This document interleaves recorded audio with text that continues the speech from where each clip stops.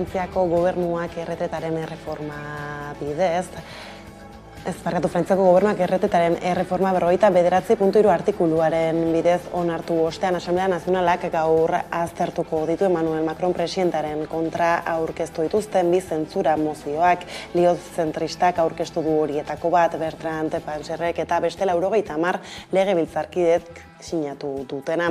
Marine Le Penek beste bat aurkeztu du eskuin muturraren izenean, baina esan du Liotena babesteko prest daudela.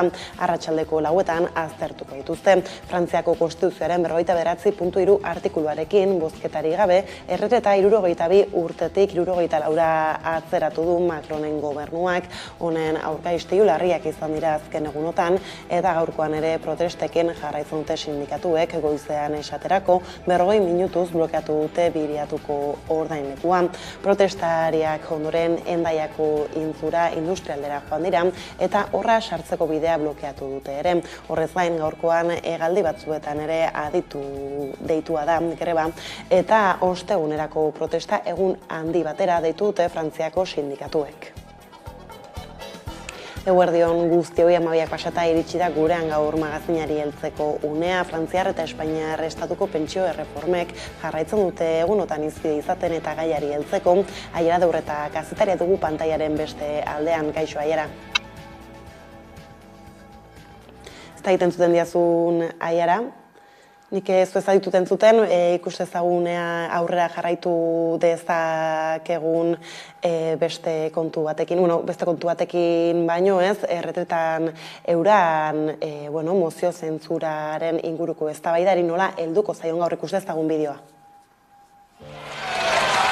Aussi, sur le fondement de l'article 49, alinéa 3 de la Constitution, j'engage la responsabilité de mon gouvernement sur l'ensemble du projet de loi de financement rectificatif de la sécurité sociale pour 2023, modifié par l'amendement de coordination communiqué à l'Assemblée nationale.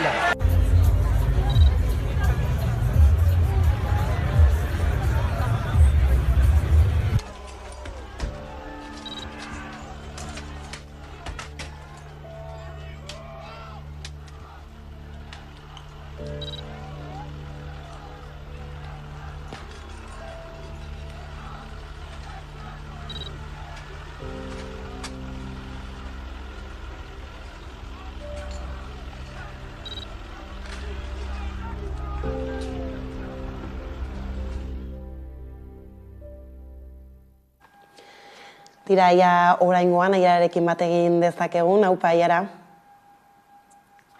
Tira, badirudi ez beraz, aurrera jarraituko dugu, izan ere Espainiar estatuak egin asmo duen erreformaz motz gelditzen dela, aldarrikatu dute pentsiodunek, astegunetan egin dituzten mobilizazioetan ikustitzagu iruditan.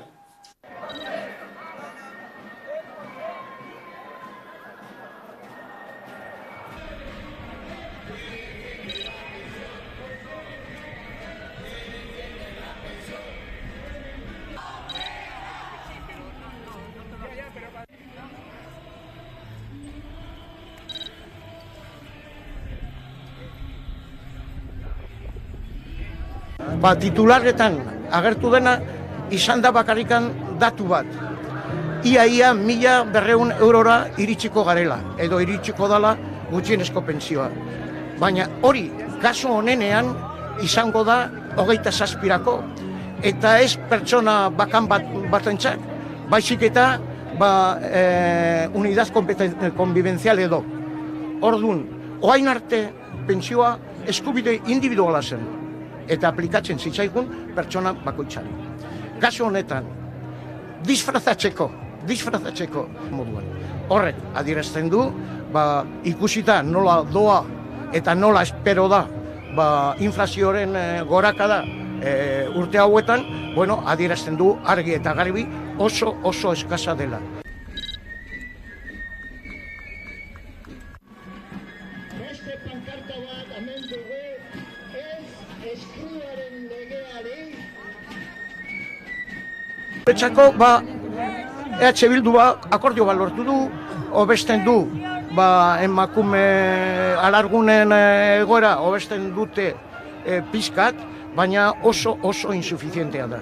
Eta nire ustez horrek ez du justifikatzen Eta protestak aipatu ditugula, Osakidetzako garbik eta azpikontratetako langileek 2 asteko greba abiatu dute gaurko egunarekin. Apilaren bira arte LAB, UGT, Comisiones Obreras eta SK sindikatuek deitu dute lan uztean. Euren lan baldintzak osasun zerbitzu publikoko langileekiko homologatzea aldarrikatzen dute ikusi.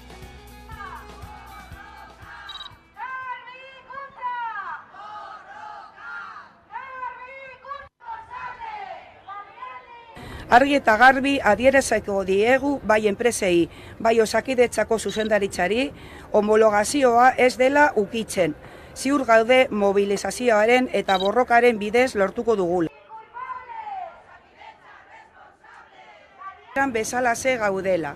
Gure hitzarmena, gure lan baldintza Osakidetzako langilei homologatzea helburu bezala ditu.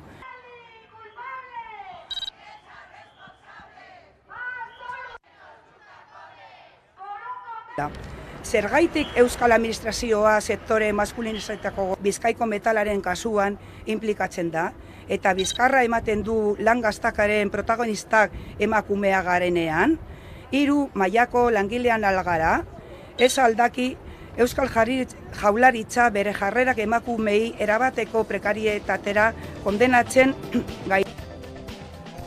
Bestelaetik Nafarroa joko dugu orain protestak izpeitugula aprobetxatuta, izan ere osasun bidea indartu dezatela eskatu dute Iruñan, ehunka herritarrek asteburuan Iruñan egindako manifestazioan hain zuzen ere salatu dute, Nafarroako gobernuak hitz hutsak baino ez dizkiela eskaini, eta martxoaren 23ko greba deialdiari eusten diotela azaldu dute.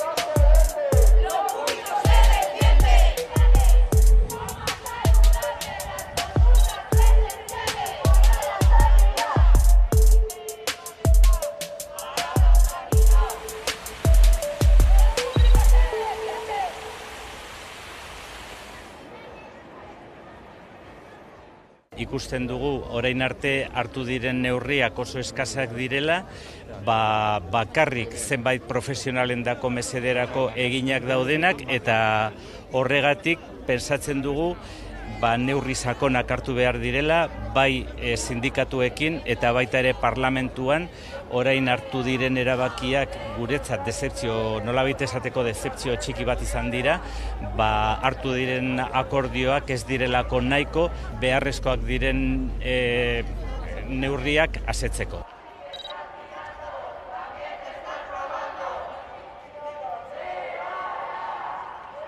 Gurea da indarra, gora guztion osasuna eta lan baldintza duinak guztiontzat.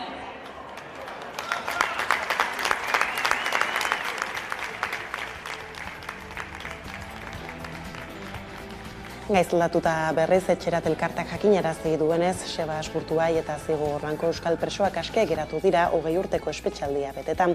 Bilbokoa da Gurtubai eta Trapagarangoa Blanko 2003 urtean espetxeratu zituzten biak ala biak, 20 urteko kartzela zigorra ezarri zieten, 2001ean Portugaleten etako zenbait kiderekin batera ertzaintzaren patrulla baten kontra, molotov koktelekin egindako eraso batean parte hartzea egotzitan. Bi euskal presoek aspaldi bete zituzten zigorraren 3 laurdenak eta baldintzapeko askatasuna eskuratzeko eskubidea zuten, haatik Espainiako Auzitegi Nazionalak ezarritako zigorra osorik bete arte ez dituzte askatu. Darokako espetxean zegoen Gurtubai eta Basaurikoan Blanko. Ordea Foro Sozial iraunkorrak etorkizuneko erronkei aurre egiteko 12 ikaskuntza utzita amaitu du bere ibilbidea kursalean, 6. eta azken Foro Sozialeko amaiera agerraldian Agus Hernan eta Nekane Altzelai eledunek adierazi dute foroaren ibilbidea oso emankorra izan dela, baina nabarmendu dute oraindik urratsak geratzen direla bizikidetza demokratikoa eraikitzeko bidean. Gaur Donostiatik 2023ko martxoaren 18an Foro Sozial iraunkorrak agur esaten dizue. Mila esker gure ondoan izategatik eta izan zaitezte bakezaleak. Mila esker eta beste bat arte.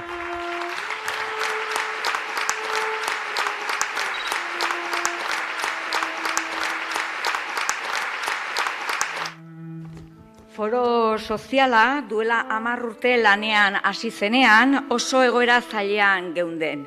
Ordutik ona egindako ibilbidea zaila eta neketsua izan da, baina eragile guztiak aitortzen duten bezala oso emankorra.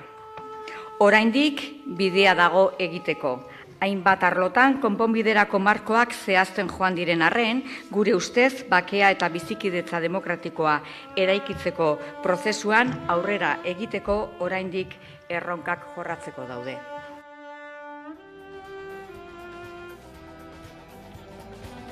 Honekin nazioartera salto Irakeko askatasuna operazioa jarri zioten izena, baina halakoetan ohi den moduan izena eta izana ez diren bat etorri operazioa okupazio bilakatu zen, balizko askatasuna hondamendi eta Irak munduko estatu ezegonkorrenetako bat. 20 urte bete dira hain justu Ameriketako estatu batuetako armadak George Bushen aginduei erantzunez Irakeko inbasioa hasi zuela.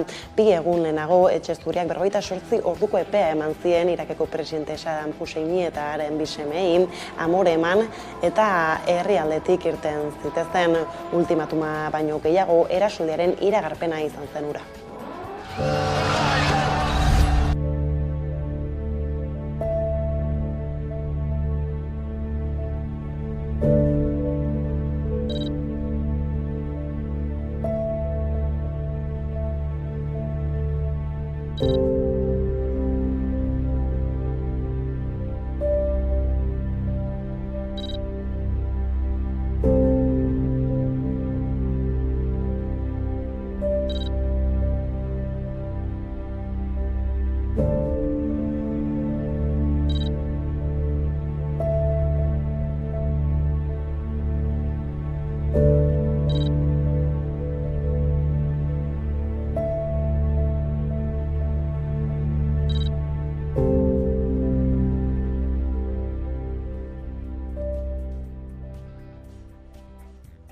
Eta gurera bueltan urte luzteko borrokak eman du fruitua sehaskako ikasleek euskaraz egin ahal izango dute aurten brebetaren zientzietako azterketa. Hala iragarri zuen herenegun Vicente Bru Frantziako Asambleako diputatuak sare sozialen bitartez hezkuntza ministroak hartutako erabakia atxelotu zuen berak eta adierazi euskara hutsean eskaintzen den hezkuntzari aitortza justua egitea dela. Datorren ekainaren 26an eta 27an izango da brebeta azterketa eta orduan egin ahalko dute sehaskako ikasleek zientzietako proba euskaraz.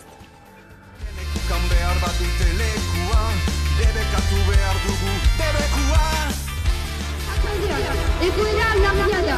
Dakizuen bezala probetan zientzia frogak euskaraz pasatzeko baimenik ez dugu eta iraganden urtean ez dira zenduan urtean. Hori ez da ulertzen.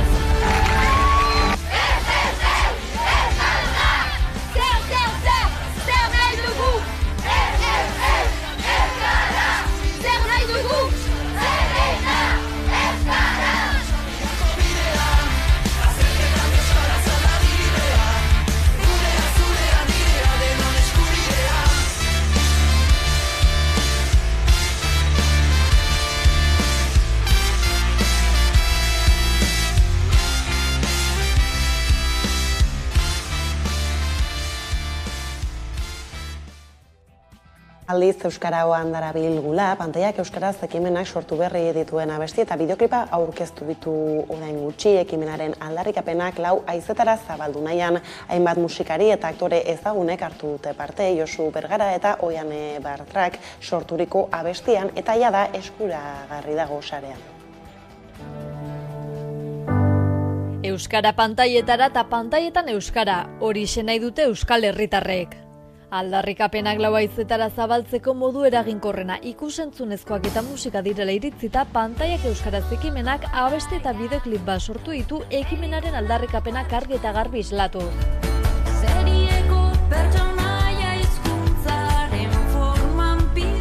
Josu Bergara eta Oiane Bartrak sorturiko bestian, pantaiak euskarazeko hainbat kide, senide eta lagunek parte hartu dute.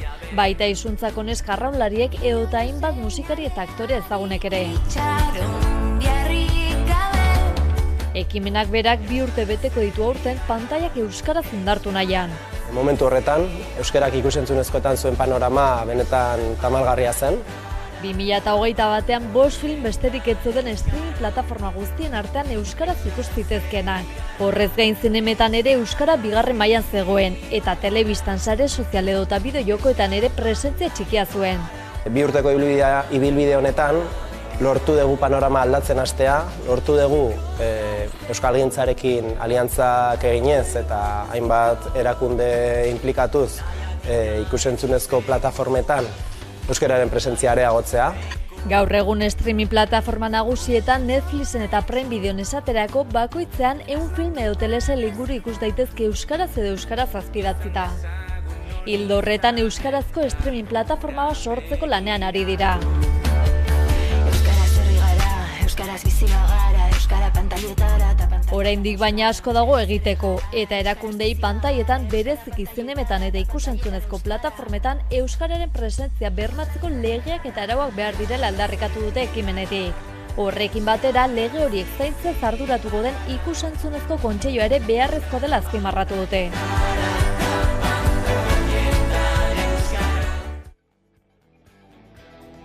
Gaurkoan iragartzeko izan ere, gaur bertan aurkeztua izan da Paradisu Zinema lehen musika beka. Hain justu, Elkar musikako Andres Kamio dugu kameraren beste aldean. Beka berri honen bueltako informazio gehiagorekin. Kaixo, Andres? Kaixo, Arratsaldeon. Arratsaldeon, tira ba, hasteko kontaiguzu zertara dator Paradisu Zinema lehen musika beka hau ez, zergaitik sortu duzue? Bueno, da ide bat, aspaldik neukala hor buruan bueltaka, eta, bueno, orain izan dugu aukera gauzatzeko, Inigo Muguruza musikaria gogoan, eta pizkat, omenaldi xume bat egiteko asmoarekin zabaldu dugu beka. Esan behar da, ez gaudela bakarrik, Antxeta Irratiak eta Euskal Herria Zuzen Festivalak bat egin dute gurekin, beka honen inguruan eta hiruon artean zabaldu dugu deialdia gaur. Eta nori egiten diozue dei beka honekin, ez? Zergaitik eta norentzat? Bueno, beka bideratuta dago talde baten lan berri bat bultzatzeko eta bueno, 10.000 euroko balioa du. Erdia bideratuko da grabaketa bera egitea gure estudioan eta beste erdia argitaratzeko eta sustapena bultzatzeko eta hori eta gero 2024an irabazlea edo bekaduna aukera izango du parte hartzeko Euskal Herria Festivalean. Bai ez, eta gainera omenaldi bat badela esan duzu lehentxeago, ez? Paradisu Zinema izen abera jarri diozue.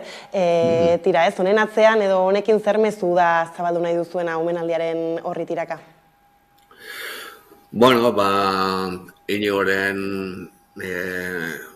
gogoan izateko, familiarekin eta lagunekin hitz egin da gero, mundu guztia ondo ikusizun ideia, zela modu bat bere izena eta bere lana jarraitzeko aldarrikatzen, musikari aparta izan da, pertsona zoragarria, eta, merezitako omenaldi xumetxo bat, besterik gabe. Bai ez, eta kontatu diguzu badela zabalik dagoeneko deialdia bera, urrengo fasea, beraz, edo zein izango da, edo behintzat ez nolako itxira emango diozue gero edizio honi? Bueno, gaurtik aurrera, ekainaren 30 bitartez, zabaldu dugu epea guri helarazteko proposamen musikal horiek.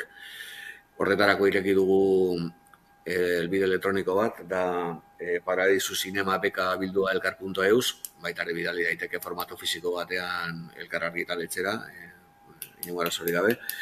Eta behin epe hori amaitzen delarik,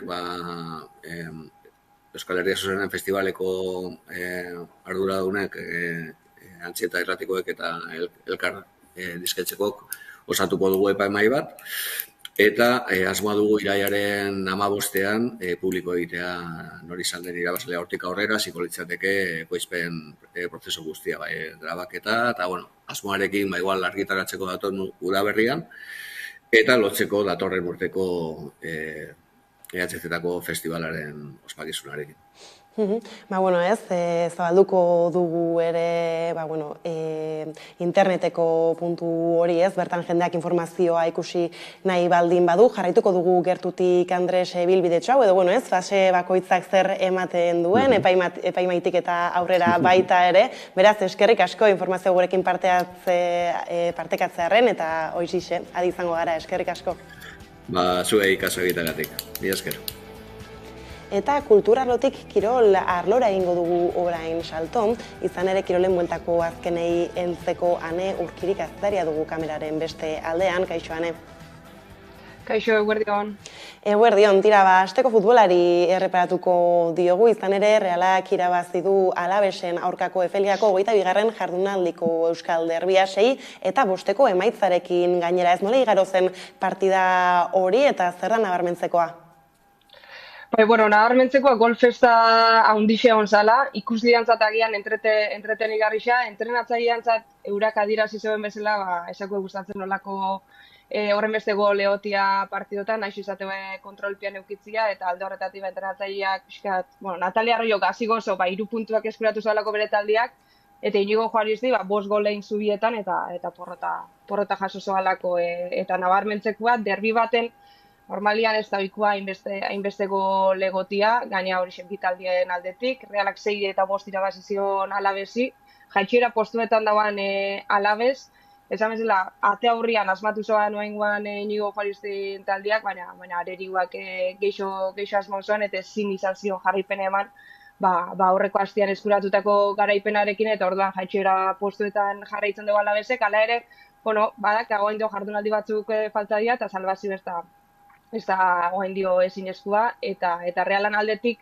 nabarmentzeko 6 golein zitxula, behingoz ate aurrian finu bizala, baina oain dio ere defentsan kaitz batzuk eta geixei ematen doan sentsazio horrekin ez, azkenian Reala eta Alavesen arteko aldia nabaria da zelkapenian eta taldian ere bai, taldian komposizioan, eta azkenean 6 eta 5 irabaztia, etxian 5 gol jasotzea, ez da atsegina, eta Nataliak hori nabarmendu zen, baina esan bezala garaipena eskuratu zen, bihar zoan Realak ere, eta 8. postuan jarraitzen dugu. Jardunaldi, esan. Ez, aipatzera ni joan ez, justu, asteburu berean Atletikek bestaldetik galdu egin duela, ez da, ne? Bai, hori da, Atletikek larunbatean jokatu zen Madrilen, Madrid CFF taldia aurka hemen ere golak egon zian, eta Atletikek porrota jaso zoan 3 eta 2 Madrid CFF-ren aurka, eta bola txarrian, bigarren porrota jarraixan zurigorriena, jaitsiera postuak 5 puntuta doz, ez da gitxi, baina egisa da porrot bat, eta Alavesek edo Betisek irabaztian, zurigorriak pixka sufritxuko duela denboraldiko azken txampo honetan, espaldin badeue bolada txar hori iraultzen. Eta futbola alde batera utzitan, Betionakek irabazi du Zuazoren aurkako derbi lehiatua, hor tentsioa ere izan dela aipatu da, ez da? Bai, hemen tentsioa, jaitsiera postuak saiesteko borrokan dozelako bi taldiak, Betionakek irabazi zuen azken jokaldixan Lindi Txaptxetek asmo zoalako eta Zuazok urrengo jokaldixan ezoalako asmatu berdinketa bada ere lortzeko. Eta esan bezala, Zuazo ja ezin deus aiestu jaitsiera fasia jokatuko doala, ezinezko daka 8. postu hori. Betionakek, oain dio, badak aukerak, 13 puntu daka eta Gijonek 18 daka, okerrez banabil. Eta, 3 jardunaldi falta dira, 6 puntu jokuan aukerak euki badaka, 8. postu horretan iristeko, zaila daka, baina hemen nabarmentzeko jaitsiera fase horretarako lehia honek sekulako garrantzise eukizoan, ze jaitsiera fase horretara juten dira 4 talde, eta bertara arrastratzen dugu lehia zuzenetan eskuratutako puntuak, hau da, kasu honetan Betionak klasezarren eskuratutako 2 puntuak, 2 puntu baino geixo diala esan lehike. Ez dialako soilik 8. postu horretara bidian, pauso bat eman doala, baina urrengo fasera bidian, lehia honek honetan eskuratutako 2 puntuak arrastratukeu. Eta oraingo sailkapena dauan bezala kontuan hartuta, da Granollers, Betionak, Zuazo eta Rioja doz azken lau postu horretan, Betionak 7 puntu eramango zitu jaitsiera fase horretara, gero elkarren aurka jokatu behar dugu. Zuazok 3 puntukin, beha da puntu gutxien eskuratu dana lau 3 arerio horien aurka, eta beraz, esan litek Zuazok ondoa josoala, eta Betionak ekuratx garrantzitsu bat eman zoala, hurrengo urtea begira. Gero egisa da, jaitsiera fase horretan partidak ere jokatu egin behar diala, eta irabazi egin behar diala, baina urratx garrantzitsu bat eman zoan Betionakek, abantaia batekin behintzat juteko esan bezala. Oain, dauan bezala sailkapena junezko jaitsiera fasera 7 puntu ikusoan Betionakek, 5 Granollersek, 4 Riojak eta 3 Zuazok, beraz, urratx garrantzitsua. Hala da, bai, eta gero beste lerroburu batzuei helduta, Helene Alberdi izan da azkarrena, Oñatiko duatloiaren 30. edizioan, ez da, nola igaro da duatloia bera? Bai, duatloia Helene Alberdik irabazi deu, triatloian iaz oso emaitza onak eskuratu zitsun bilbotarrak, eta beak aipatzen deu negua triatloiko kirolarientzako gogorra izan hori dela, eta beraz, duatloiak inprestatzen dira, triatloiko denboraldi horretara, eta gehiago esan da, nahiko dominau edo bai fase danetan lehenengo postuetan pasau zan Helene Alberdi, eta beak irabazi zoan 2 ordu eta 11 minutuko denborarekin, bigarren izan zen Enara Oronoz, 2 ordu eta 13 minutuko denborarekin, eta podiuma osatu zen, Bezaide Aztobizak 2 ordu eta 22 minutuko denborarekin. Eta lasterketekin mukatzeko, mendian Oiana Azkorbe Beitiak irabazitu Euskal Kopako lehendabiziko proban, ez da? Bedian izan da? Bai, kolazio egunean ospatu da Euskal Kopako lehenengo jardunaldi hori, eta beraz Oiana Azkorbe Beitia garaipen honekin lider da, sailkapen horretan. Oiana Azkorbe Beitia ere urtia pasala beti do lehen lerruan, eta baino demostratzen du denboraldia oso ondo hasi doala, 24 kilometroko ibilbidea zan, ez da lehen aldixa Oianak lasterketa hau irabazten duana, ondo ezagutzen dugu ibilbide hau, eta badeinoarra nagusitu zen aurtengo edizioan bai. Kasu honetan 2 ordu eta 22 minutuko denborarekin iritsi zen helmugara, eta podiuma osatu zegoen Ainara Urrutiak eta Oiana Zubillanak. Ondo da, Ane, honekin hemen utzi behar dugu konexioa, esker mila eta hurrengora arte. Zuei, plazer bat. Eta 12:00 iristear direla, hemen utzi behar dugu gurean gaur magazineko lehenbiziko atala elkarrizketa nagusiari bide emateko. Ez daitezte urruti joan, laster baikara bueltan.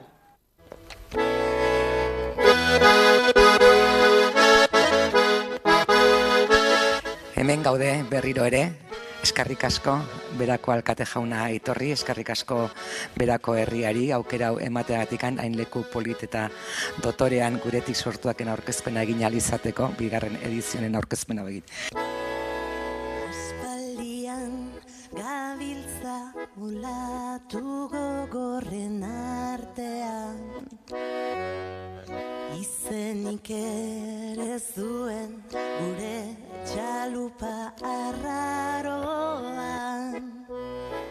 2023an aurten behin hori sortzaileak eta herriak esleituta ditugula, ze badakizue proiektu honen funtsa dela egonaldi artistiko batzuk sustatzea Euskal Herriko herri ezberdinetan.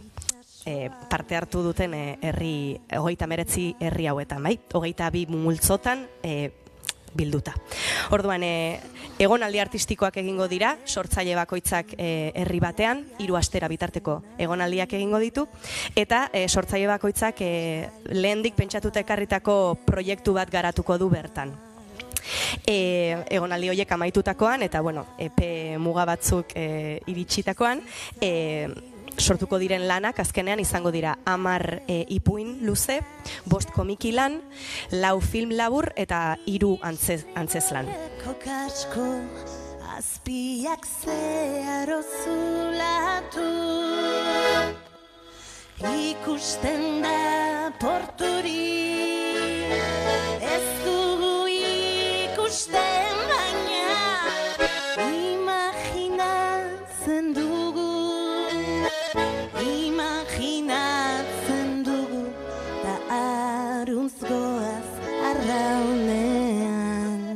5 komikiak argitaratuko dira bilduma batean, 10 ipuinak ere bilduma batean, 4 film laburrak muntaketa orokor bat egingo da. Lehen urtean film bat atera genuen, film luze bat egin genuen film labur hoiekin, 5 teilatu deiturikoa. Aurten egingo deguna da zerbait, azkenean erabaki dugu ez egitea film oso bat, baizik eta 4 film laburrak, bakoitzak bere entitatea eta autonomia izango du, baina sortuko dugu montaketa bat, azkenan herri guztietan, emanaldietan eman alizateko 4 film hoiek denak batera. Ez gara izan beti ainartezan,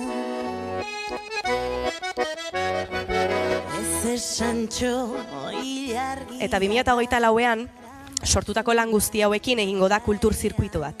Proiektuan parte hartu duten herrietatik igaroko dira, aipatu dizkizuedan lanen aurkezpenak.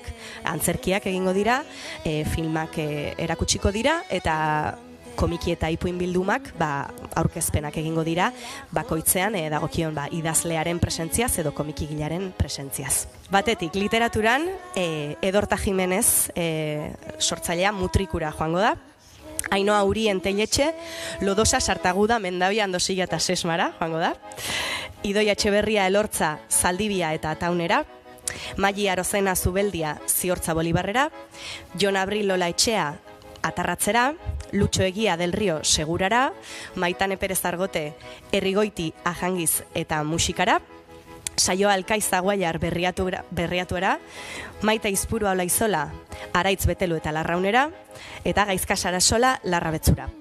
Hori literaturan. Antzerkian, Goitibera Konpainia Hernanira joango da, Antzerki Aroak Zinemaldiak Zumaiara, Jonander Urresti Aulesti Munitibar eta Amorotora. Zinegintzan, Petxe Etxebarria Antzuola eta Aierrara, Arriguri Uartera, Alba Lozano Oiartzunera eta Aitzol Saratxaga Legutiora. Eta azkenik komikigintzan, Iñaki Martiarena Matxin Usurbilera, Aritz Ibarra, Sara Urruña Bera eta Lesakara, Kote Camacho Bergarara, Unai Gaztelumendi Leitza eta Berastegira, eta Eñautar Aiartzagoena Amasabila Bonara.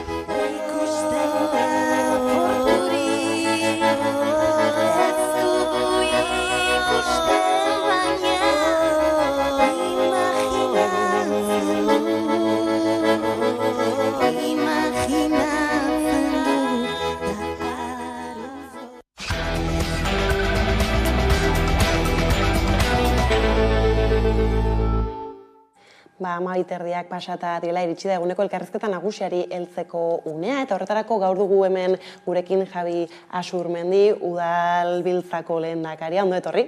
Eskerrik asko, ni esker. Eta gaurkoan, geuretik sortua egitasmoa bera izango dugu izpide, izan ere ikusten nibili gara aurkezpena bera, aurtengo izoko aurkezpena,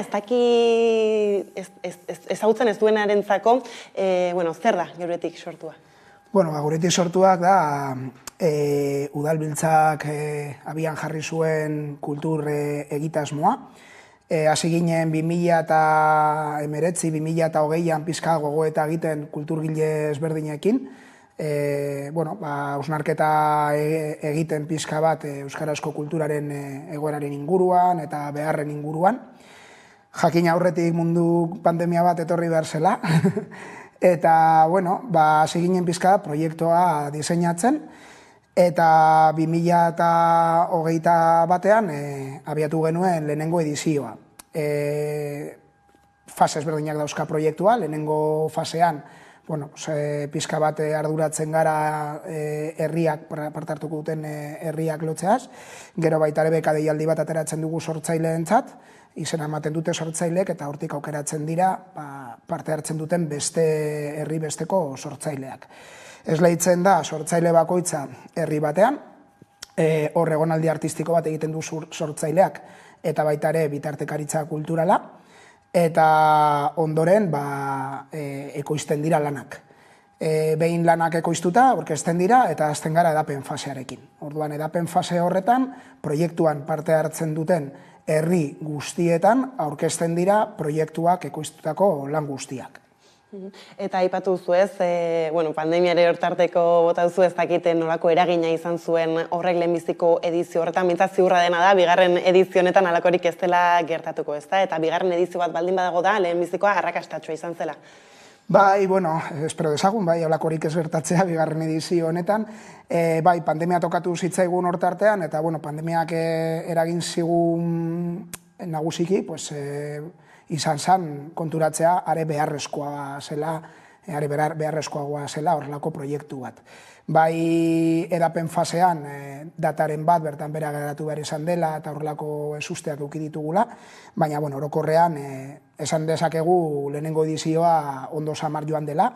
Egin genuen amaieran balorazio saio bat, sortzaileekin, herriekin eta lagundu ziguten eragileekin denak batera, elkarri entzuteko, ze problematika edo beharrak oso ezberdinak izan daitezken sortzaileen ikuspegitik edo herrien ikuspegitik, orduan ikusten genuen garrantzitsua zela, udalbiltzatik bai bi ikuspegiak entzutea eta haien artean ere bai entzutea. Orokorrean balorazioa ona izan zen, uste dugu bai herriak, bai sortzaileak eta gu jakina posik amaitu genuela. Eta, bai balorazio saio horretan, zuzentzeko edo gauza batzuk, lehenengo edizioa izan da, beti hobetzeko asmo horrekin, zuzentzeko gauza batzuk atera ziren. Bai ez, eta horrek ikusiko ditugu aurtengo edizioan bertan. Izan ere, ez, aipatu zu zer den egitasmoa bera, baina zein helburu konkreturi erantzuteko sortu zenuten, ez? Zein arazo hori bide emateko? Azteko euskarazko kulturaren egoera eta euskaraz ekoizten zuten eta sortzen zuten sortzailei laguntzeko asmoz, euskarazko kultura sustatzeko asmoz, bai sormena eta bai edapena. Eta gero baita ere, ikusten genuen kultura ezinbestekoa dela herri bezala gure kontakizunerako eta gure hizkuntzarako. Azkenean, gure historiaren zati ikuspegi zientifikoago bat edo historia liburuetan etor daiteke, baina kontakizunaren arlo sentikorra kulturak baino ezin digu eman, eta gauza bera gertatzen da hizkuntzarekin, hizkuntzaren arlo sentikorra kulturak besterik ez digu ematen. Orduan bi zutabe horiekin ere jaio zen proiektua, geuk gure kontakizuna egitea, eta euskarazko sorkuntza eta gure hizkuntza beraz sustatzea. Hortik aurrera, aurreikusten genituen helburu batzuk ere lortu dira edo ikusi ditugu, adibidez kohesioa, proiektu nazional bada eta azkenean lotura polita sortu da sortzaile eta herrien artean, baita ere parte hartzen duten herrien artean, sortzaileen artean, pertenentzia sentimendu bat, esango nukenik inkluso, eta gero baita ere, eman du ezagutzera oso herrialde eta eskualde ezberdinetako kontakizunak Euskal Herriko beste eskualdeetan. Hau da, Nafarrako Riberan sortutako lana, Zuberako Ligiatereira joan da, edo ez dakit, Larrabetxun kontatutako lana Leitzara joan da, eta orduan hor elkar ezagutzaren eta kohesioaren ikuspegitik uste dugu aurreikusita ez geneukan helburu bat lortu dugula. Bai, ez, gainera aipatu dituzun asmo guzti horrei helduta, ez, orain bigarren edizioa bera, eta hor, 22 artista ibiliko dira sortzen, 39 herritan, ez dela gutxi, ez, zer duzu esateko aurtengo edizioaz? Iaz besteko herrik parte hartzen dute, 39 herrik, bai egia dela, oraingo honetan batzuk erabaki dutela elkarrekin parte hartzea, hau da, guk ematen diogu aukera herriei edo parte hartzea bakarka, edo parte hartzea multzo bat bezala, guk tratatzen dugu herri bat izango balitz bezala, hau da, elkarrekin parte hartzen duten herri horretan esleitzen da sortzaile bakar bat eta sortzen da lan bat, eta bai egia dela edizio honetan batzuk erabaki dutela elkarrekin parte hartzea. Eta gainera ikuspegi polita, zeren eta da aurretik lanketa bat duten herriak. Eta lanketa hori edo harreman hori indartzeko asmoz elkarrekin parte hartzen ari dira geuretik sortuaken ere bai. Adibidez, Leitza eta Berastegi Gipuzkoan, Leitza Nafarroan, ondoan daude, harreman naturala daukate, eta baita ere gauza bera Aierra eta Antxolarekin, Antxola Gipuzkoan, Aierra Nafarroa beheran, urte askotako harremana daukate bi herriek eta proiektuan elkarrekin parte hartzen dute, edo aipa dezakegu adibidez Goierri beran aurreko edizioan parte hartu zuten Lodosak, Mendabia, Sartaguda eta Andosilla, oraingo edizio honetan ere sesma batu da, bosteko hori osatzeko, eta haien artean sortu dute adibidez dinamika bat Purrusalda izenekoa, euskarazko kultura sustatzeko eskualdean, eta herri guztiak indarrak batzeko eta batera jarduteko euskarazko kulturaren sustapenean. Orduan, egia esan da, guretzat ere hori oso positiboa izan da, eta oso polita. Eta une honetan konkretuki, zein fasetan lehen aurretik aipatu dituzu ez, laboratiktasmoen faseak nola diren, orain zertan dira ez, sortzaile guzti hauek? Bueno, lehenengo fasea nola baita esateko amaitu dugu, hau da, ja lotuta ditugu parte hartuko duten herriak, baita ere beka deialdi atera genuen, sortzailek izena eman zuten, aukeratu ditugu 22 sortzaile, orotara bakarka eta elkarrekin parte hartzen duten herri guztien artean 22 multzok osatzen dute, oso ondo aipatu duzun bezala. Orduan, 22 sortzaile aukeratu ditugu, esleitu dugu sortzaile bakoitza bere proposamen arabera ondoen moldatzen zen herrian, eta orain ja hasi dira egonaldi artistikoak, ja sortzaileak hasi dira herrietan egonaldi artistikoiek egiten, eta ja sormen prozesua. Eta egonaldi horiek oraintza aipatu dituzunak ez nolakoak izaten dira, ez? Ezaugarri asko izango dute ez denbora aldetik, baita sentipen atxikimendu aldetik. Bueno, orokorrean 3 asteko egonaldi artistikoak dira, bai saiatzen garela sortzaileak berean ez den eskualde eta alba da herrialde batera bidaltzen. Hor ere helburu ezberdinekin, alde batetik ikuspegi ezberdin batetik Euskal Herriko kontakizuna egitea herri horretan, eta gero bestetik baita ere guztiatzen gara bilatzen oreka bat, eskarmentua eta hasi berriak diren sortzaileen artean, eta uste dugu agian hasi berria den sortzaile batentzat onuragarri izan daitekela beren hortzimuga zabaltzeko eta beren herritik eta eskualdetik ateratzeko. Eta, bai egia dela herri eta sortzaileen artean, sortzen direla askotan oso harreman politak. Horrek eskatzen du, herriaren implikazioa eta sortzaileen implikazioa, orduan hor, maila ezberdinak egon dira lehenengo edizioan, baina bai egia dela oso harreman politak sortzen direla. Adibidez, 12 abonan ere bai, egon zen sortzailea, orain behin proiektua amaituta, jarraitzen dute lanketak egiten sortutako lanarekin, eskoletan, ikastetxetan, eta sortzaileak jarraitzen du harremanetan herriarekin, Leitzan egon zen sortzaileari ere eskatu zitzaion behin proiektua amaituta, ja neurrirako lanketa bat herrian, orduan hor sortzen dira askotan oso harreman politak sortzaile eta herrien artean. Bai, ez, beraz, zibilbidea beraz dela bukatzen behin egitasmoa bukatzen dena nolabait esatearren, ez? Eta gero, 3. fasea egongo litzateke ez, 2024 urtean garatuko litzatekeena, hor zein da asmoa? Bukaera emateko edo? Bai, hor behin lanak ekoiztuta daudela, aurkezten dira lan guztiak, egiten da normalean aurkezpen orokor bat, eta hasten gara edapen fasearekin. Orduan, edapen fase horretan, printzipioz, edizio honetan ekoiztuko dira 7 eleberri motz, guztiak argitaratuta liburu bakar batean, 4 film labur, 3 antzeslan eta 6 komiki. Orduan, egiten duguna da lan horiek aurkeztu parte hartu duten herri guztietan. Aurten bai, egin dugula aldaketatxo bat aldaketa pare bat, iazko edizioarekin alderatuta. Lehenengo, iaz aurkeztu genituen lan guztiak parte hartzen zuten herri guztietan. Hor suertatu zitzaizkigu egoera ezberdinak herrien partetik. Batzuetan gain programazio bat, eta beste batzuetan txikiegiak baziren, arazoak programazio hori aurrera ateratzeko. Orduan, bai eman dugula aukera edo zirkuito osoa edo zirkuito erdia egiteko herriei. Eta gero bigarren aldaketa da erakusketa bat ere egingo dugula, komiki gintza eta literatura eta orokorrean guretik sortuak proiektuaren inguruan, ibiltari egongo dena herriz herri. Eta nola saugarritzen da halako erakusketa ibilgarri bat edo? Bueno, oraindik ari gara diseinu fasean, ze hori etorriko da 2024an, baina ideia da oso simplea egitea. Panel batzuk ekoiztea, kartoi plumas, horrelako formatu batean, hainbat panel, eta egitea kopia ezberdinak, herrien artean mugitu ahal izateko, eta bidaltzea herri batetik bestera, eta nahi duten lekuan udalerriek badaukate aukera erakusketa hori jartzeko.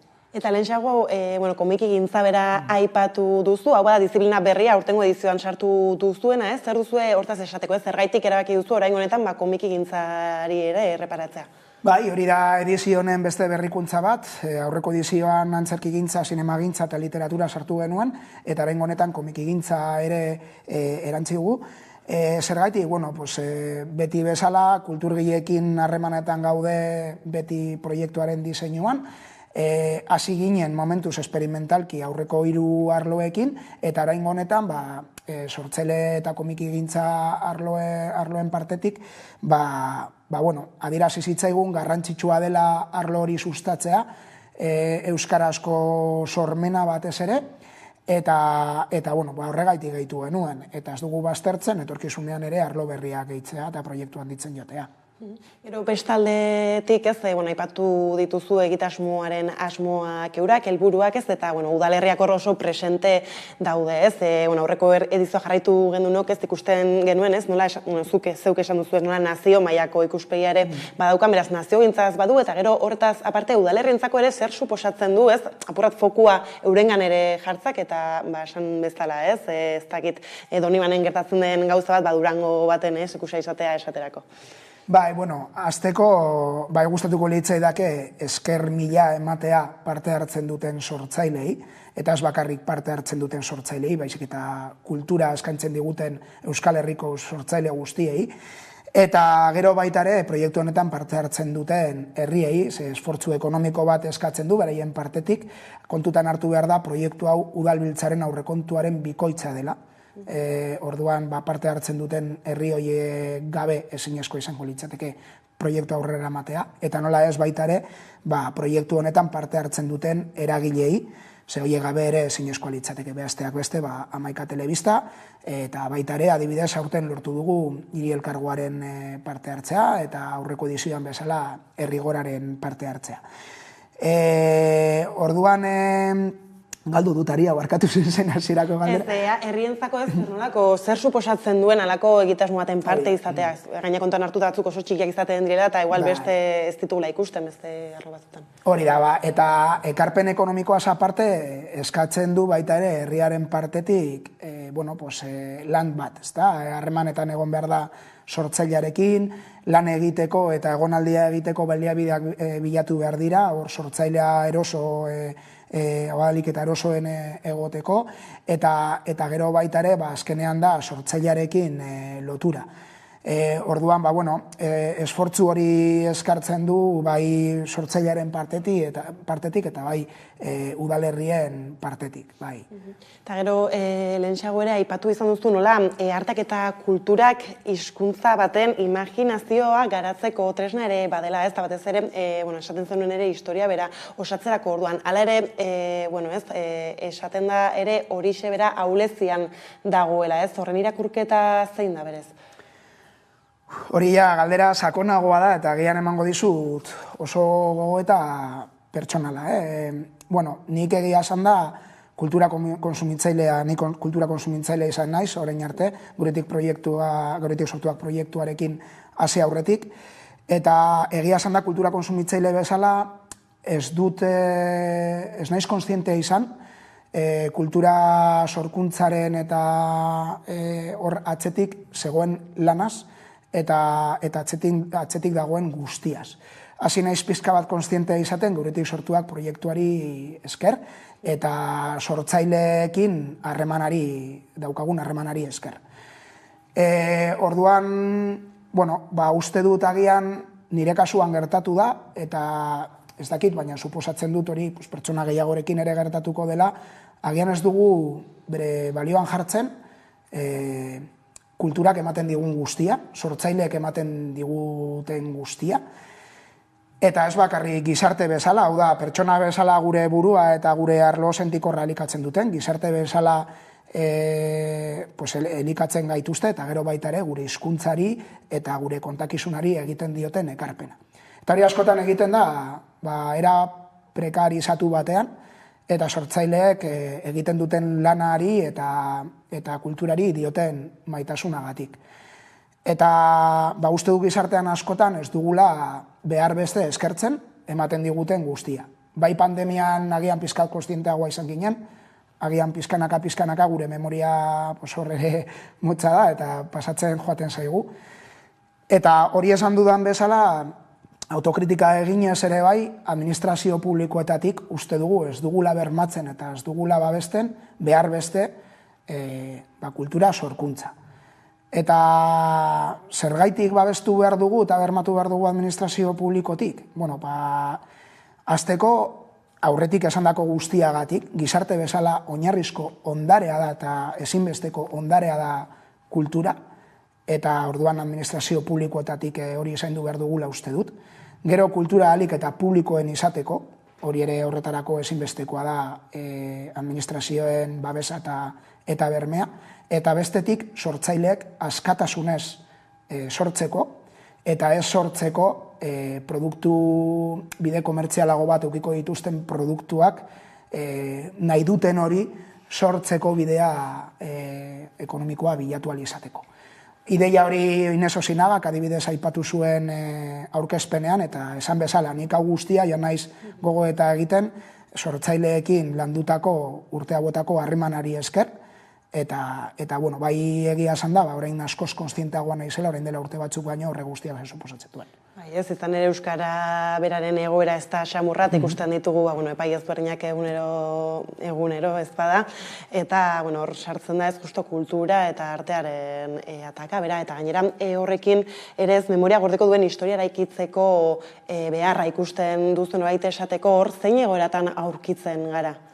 Azkenean kontutan hartu behar dugu, gu garela bi estatu handien artean dagoen herri txiki bat, estatu horiek asko inbertitzen dute, bai beren hizkuntzaren sustapenean kulturaren bitartez, eta bai kontakizunaren, eta bai inkluso gure kontakizunaren, kanpotik datorren kontakizun baten ekoizpenean, 11 adibide ditugu hortik, eta arduan nik uste dut, aurrekoarekin lotuta ere, eta aurrekoari gehituta, herri bezala eta horretarako ezinbestekoa da administrazio publikoen laguntza, gure kontakizuna inbertsioa, azken finean, hori da estatu handiek egiten dutena, herri bezala gure administrazio publikoek inbertitu behar dute, inbertitu behar dugu, gure kulturan, gure kontakizuna geuk egiteko, eta gure hezkuntza indartzeko eta sustatzeko, eta arlo sentikor hori sustatzeko. Azken finean, haserretu, maitatu, sentitu nahi badugu euskeraz, behar dugu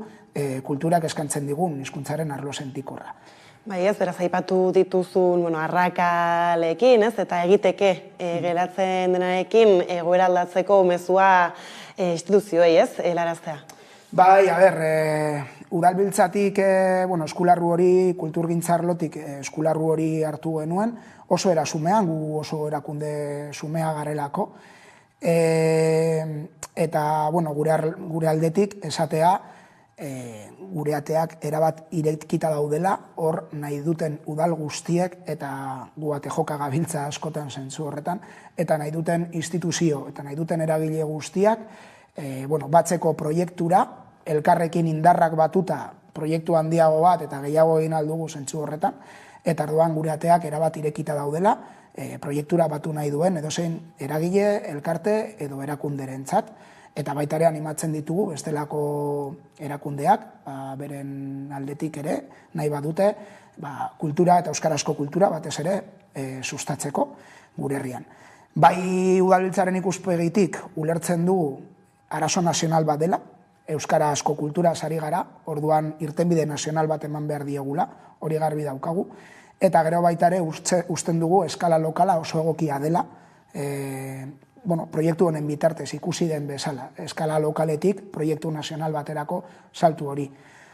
Hor beste gogo eta bada, baina askotan ulertzen dugu udalgintzan gaudenok, udalgintza gure udalerriaren eguneroko kudeaketa eta gure udalerriko mugetara mugatzen dela, errepikapena, baina udalgintza politika egiteko modu bat da, eta konturatu behar gara gure udalerrietako mugetatik begirada altzatuta egin alditugula elkarrekin oso proiektu interesgarriak eta maila nazionaleko proiektuak. Horren adibidea da geuretik sortua ekimena bera, beraz hemen txutziko dugu elkarrizketa, mila esker Javi gaur gurean izatearren. Mila esker zuei benetan. Eta jarraian bueltatuko gara solasaldiari ekiteko. Abaziak, hemen dupla, alta gama entzun, gozatu, gora maika telebista. Goxotan, zentxarrenetan, ondoan izango nauzu edenetan, larun batetan, tastelen goizetan, berdin maite zaituzte benetan. Nitekin farrandoana, ta drama jasan dizkidana, pamizpana, zuentzako txalopana.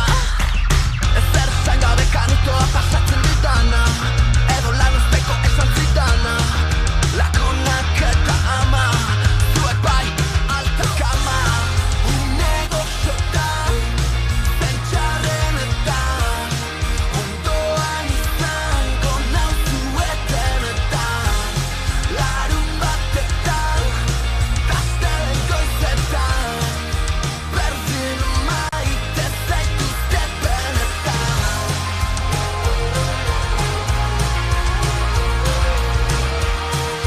Berdin maite zaituzte benetan.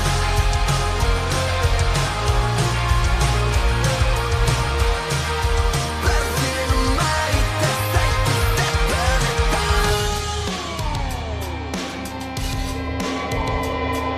Familiako kide berriak into emozionau, lagunekin igandetan eta bekantxatako lakau. Ez daudo nahi un shoutout, goien pegoa nahi, zuretzako da hau. Ez dut irudi behar, esan izuen aberatxa nintzela, betiko ekin, beti bezala, egia esan da beste denak me la pela. Maite zaituzte dala, aurpegira esatea, kostatzen bazaitere, hemen gaude. Goxotan, zentxarrenetan, ondoan izango nauzu etenetan, larun batetan, tastelen goizetan, berdin maite zaituzte benetan.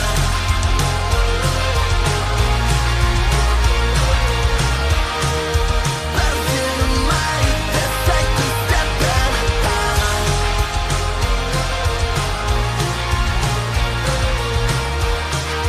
Berdin maite zaituzte benetan. Nirekin farrandoana, ta drama jasan dizkidana, lagunak eta ama, zuek bai alta gama. Une goxotan, zentxarrenetan, beti izango nauzue alboan.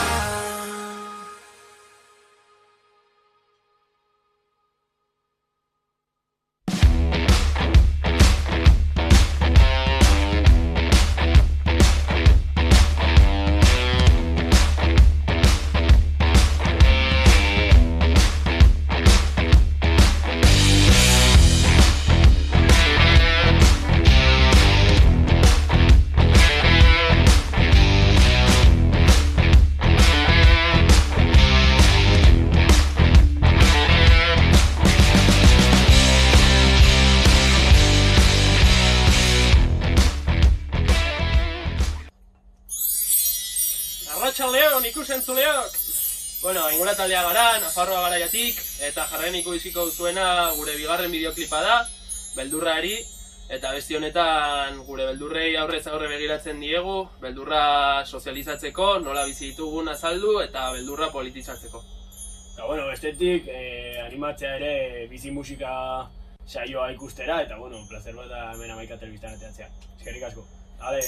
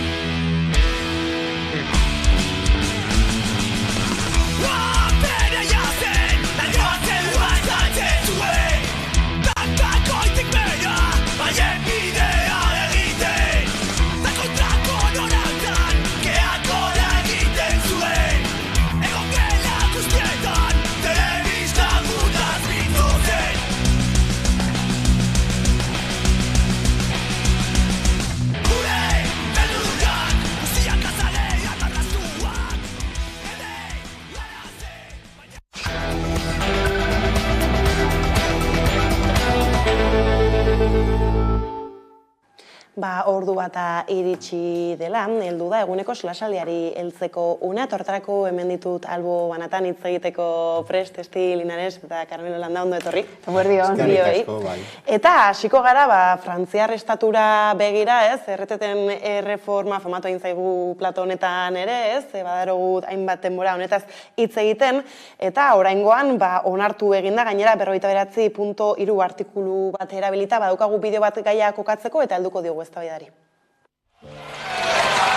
Aussi, sur le fondement de l'article 49, alinéa 3 de la Constitution, j'engage la responsabilité de mon gouvernement sur l'ensemble du projet de loi de financement rectificatif de la sécurité sociale pour 2023, modifié par l'amendement de coordination communiqué à l'Assemblée nationale.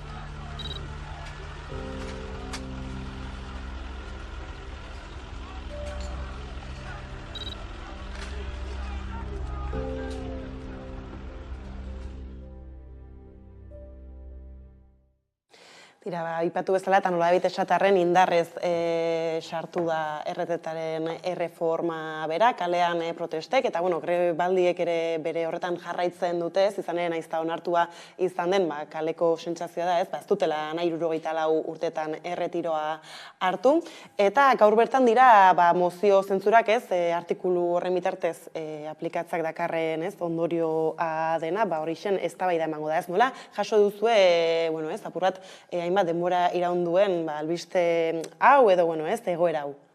Bai, eta gainera, zegoen, aipatu egin duzu denbora, ezta? Eta egia da, orain dela bi aste, komentatu, hasi ginen, ezta? Komentatzen nola jardungo zuen, edo nola, zin izango zen honetako ibilbidea, ezta? Eta noraino Macronen gobernuan noraino iritziko zela, eta aldi berean tentzinoa gero kaleetan nola sortuko litzatekela, ezta? Eta askotan komentatu egin dugu, ezta? Hemen baita ere mai gainean bertan, Frantziaren historia, eta Frantziaren historia errebendikatibo, iraultzailea izan da, eta hortatik denok ikusten genuen horrelako, lege baten edo horrelako aplikazio baten aurrean, Frantziako herritarrek kanpora joango zirela eta zerbait izango luketela, eta hori nik uste dut denok argi geneukan, baina orain zan noraino helduko den tentzinoa eta nola gestionatuko den tentzinoa, eta nik hor bereziki ipiniko nuke fokua, hau da, egia da indarrez ipini egin den, aplikazio berri bat dela, eta hortatik aplikazio horren aurrean engo da errebolta bat, baina da, orain zer egiten dugu. Honen aurrean nola gestionatzen dugu, eta zein izango den urrengo ibilbideak eta pausoak. Alde batetik, oposizioaren aldetik, uste dut oso interesgarria dela, orain daukaten momentua, eta nola erabiliko duten haien diskurtsoa eta narratiba. Hor berezekin nire oso interesgarria irudiko zait, eta Macronen gobernuak izan duen, ibilbidea eta ikusita eta berrikusita ikusten dugu, gauza asko, niko goratzen dut, pandemia garaian, ze motatako estrategiak erabili izan zituen, eta oso kritikatuak izan dira, baina hor dago berriro ere. Orduan, hor uste dut, batez ere, poesizioak egin aldezakeen narratiba eta diskurtsoa oso interesgarria izango da, eta gero konkretuki gero kaleetan nola eramango den, nola gestionako den, eta nola baretuko den, berezikin ninago, nola berratuko dituzten, eta ja, horri buruz hitz egiterakoan, Macronen egin dituen estrategiak eta ere izan dituen alternatibak, eskuindarrako alternatibak izan dira, eta hau da beste adibide bat.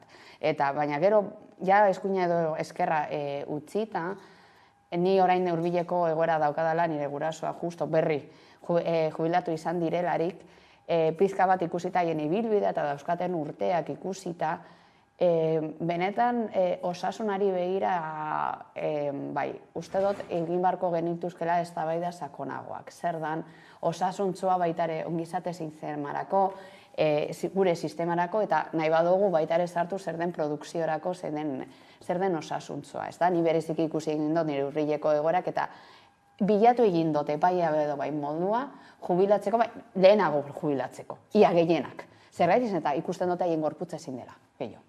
Orduan, dagoen sistema ez da erabilgarria. Hori da argi daukadan gauza bat. Daukagun, urteak ipini da, ez da erabilgarria.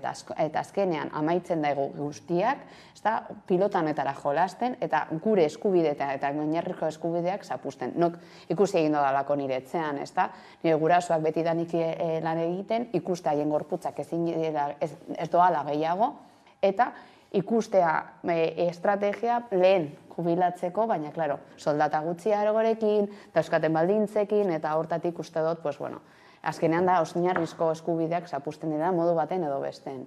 Bai, ez, baina hori da Frantzian marra gorritzat hartzen zutena, ez? Erreformak erabiltzen du beste hainbat kontu, baina 60 eta, 64tik, 66, ez, 62tik, 64 ez dakite handituten, baina ere ez, 60 urterekin nahi dute erretiro hartu, gehienez jota. Bai, estik atera du ondorio bat, hor nire usterako benetan argia eta zuzena, ez da? Aurre jubilazioa komeni dela, edo gazteago jubilatzea komeni dela. Ni neu ere hola jubilatzea nintzen, aurre jubilazioa hartu nuen. Eta, gure lana unibertsitatean irakasle modura eta bar zen bereziki gogorra, baina beste ondorio batzuk ere baditulako, beste orain lan merkatuan sartu behar duten da ezin duten gazteen egoera, ez da? Zemat eta gehiago atzeratu jubilazioa adina, gazteak gero eta zailtasuna handiagoak dituzte, ikusten dugun moduan gainera, ikusten ari gara, lanpostu egokiak lortzeko, ez da? Ordan hori da beste arrazoi gehitu bat. Nik uste dut, argi dagola, Frantziar estatuan, bide batez esan da zentzura mozioen eguna dira, gaur estatu frantzesean da bihar Madrilen, ez da? Ordan estatu bia daude hor motibo desberdinak, edo ez horren beste, nahiko berdintxoak ere badaudelako, zentzura mozioen menpe daude, ez da, gobernu biak. Macronen kasuan eta erretretaren erreforma horren kasuan, kalkulatu da, estatu frantziarrean 170 erreforma horren kontra dagoela. Beraz, ez dago inolako zalantzarik zer den neurri desegokia eta zer den neurri popularra behintzat eta demokratikoki segin beharko luke Macronek, baina errekerreari da, enpresario batzuekin, bere reforma egiteko, ez da? Zer gerta daiteke, une honetan ez dago batera argi ikusiko dugu, ez da, egunean zehar, baina esaten dute, aurretik aztertu dutene, komunikabideetan, 287 bada, gehiengo absolutoa, 15-16 boto, agian besterik ez ditu la falta, zentzura mozioak irabasteko. Ze gertatzen da irabazten badu? Macroni berari esaio ezer berezirik gertatzen, hau da, mantendu egingo litzateke presidentzian. Lehen ministroa zesatu beharko luke eta Asamblea Nazionala disolbatu eta hauteskundeak egin, ezta? Segurunik, gero hauteskundetan ikusi beharko genuke ze ondorio daukan horrek. Baina egi esan, krisi instituzional larriegirik esaio gertatzen orain. Ordaindu beharko du, nik uste dut hauteskundeetan zalantzarik gabe, ezta? Eta ze beste bide dago, ezta, zentzura mozioa ez badu aurrera? Bueno, erreferenduna, eska daiteke eta erreferenduna lortu ere egin ditzakete, parlamentarioen porcentaia batek eta gero populazioaren kopuru batek eskatuta erreferenduna egin daiteke, hori aukera bada. Frantzian orduan ikusiko dugu, gaur egunean zer gauza asko argituko dira, nik uste Asamblea Nazionalean arazo handiak izango ditula Macronik. Aurreko egunean lehen ministroak izan zituen ikaragarriak, la Marseillaisa ere abestu zioten koroan, eta hori nahiko esoikoa da Frantzian, ezta? Egia esan egon dira, zentzura mozio ugari, Frantziar estatuan asko egiten dira, 100 inguru azken mende erdian, esan dezagun, eta bakar batek irabazi zuen. Hain justu ere, aspaldi 1972an, aurkeztu zioten zentzura mozioa gobernuari, eta orduan irabazi egin zuen, baina kasu bakarra izan zen, ezta? Pompidou gobernua erori zen zentzura mozio baten ondorioz. Baina oraingoan krisia benetan, krisi instituzionala eta batez ere kalean, kale mobilizazioek eta dakarten mugimendu hori, oso sendoa da, eta Macronen modu batean edo estan ordainduko du hori. Tentsioa, hasteko parlamentuan bertan ikusi dugu irudietan, Asamblea Nazionalean, zer nolako egoera bizi izan den, izan ere, dudatiarra izan da une oro, ostegunean bozkatu zuten ala ere, senatuan aurrera egin bazuen ere, ez dakiten azken unera arte, ia asamblearako, Macronen aldeak ia konbentzituko zuen norbait, eta ikusi zuten ez zela posible izango, eta alaxe gertatu da, eta gero hori, egia da, mozio zentzurak eurak, ziurrenik edo badirudi ez direla aurreatrako, ala ere ez dakigu, oraindik ere, baina erreferendumaren proposamen horri, ez dara apurate ezkerreko alderdiek ez proposatu dutena ez, horri nola iristen diozue? Carmelok me planteatzen zuen eszenatoki hori, ez da, zer suposatzen da, eta eskertzekoa da, ez da, zer suposatzen, esplikazioa eta ikustea zer suposatzen den horrelako mozio de zentzura, ez da, egitea eta Frantzian ere nola dagoen, zen eta, klaro, segun eta zen herrialdetan, desberdin funtzionatzen dago, ez da. Eta ia da, eszenatoki horretan inengoen petzaten, ez da, zein garrantzitsua den orain momentu honetan eskerrek, beste oposizioan, eta, ni beti eskerra eta eskumari buruz, eta, beti ere, gero eramaten diren alternatibak, eragiten diren estrategiak eta bar, ondo aztertu beharko liratekela, eskerrekoak edo eskumakoak diren, baina ia da oposizioak momentu honetan daukan pultsada oso garrantzitsua da, eta nola bideretzen dagoen, eta nola alde batetik diskurtsan narrati, eta zer egiten duten. Eta hor hemen daukan pultsada oso garrantzitsua da, adibidez, aurre egiteko hauteskunde batzuk, edo nola egiten, uste dut pilota orain dagoela momentu horretan, zer egiten duten haiek. Eta nola mugitzen duten zehazki fitza hori, eta ber zer, hau da, hori, sake partida bat bezala, ez da? Orain daukate haien pilotan eta ber zer egiten duten. Eta uste dut, aprobatzatuko beharko liratekera, eta momentu honetan, eta nik bizka bat ikusiz, ez da? Macronen mugimenduak oso ondo mugitzen da, egiten dau zerbait, baina gero egiten du horrela, eke bat ipintzen du leku guztietatik, bideratzen du beste estrategia bat, epintzen du beste bat, gertatzen da beste berri bat, eta hasten dugu ze gertatu egindan. Eta hori, zuzenean, adibidez, pandemia baino lehenago izan genuen horrelako piketeak, garraio bideak izan zelako, aplikatu egin zuelako hainbat tasa, eta hortatik asko kateragin ziren, niko horatzen dut errepideak guztiz, blokeatuta, eta guztiz ahaztu egin zen momentu hori.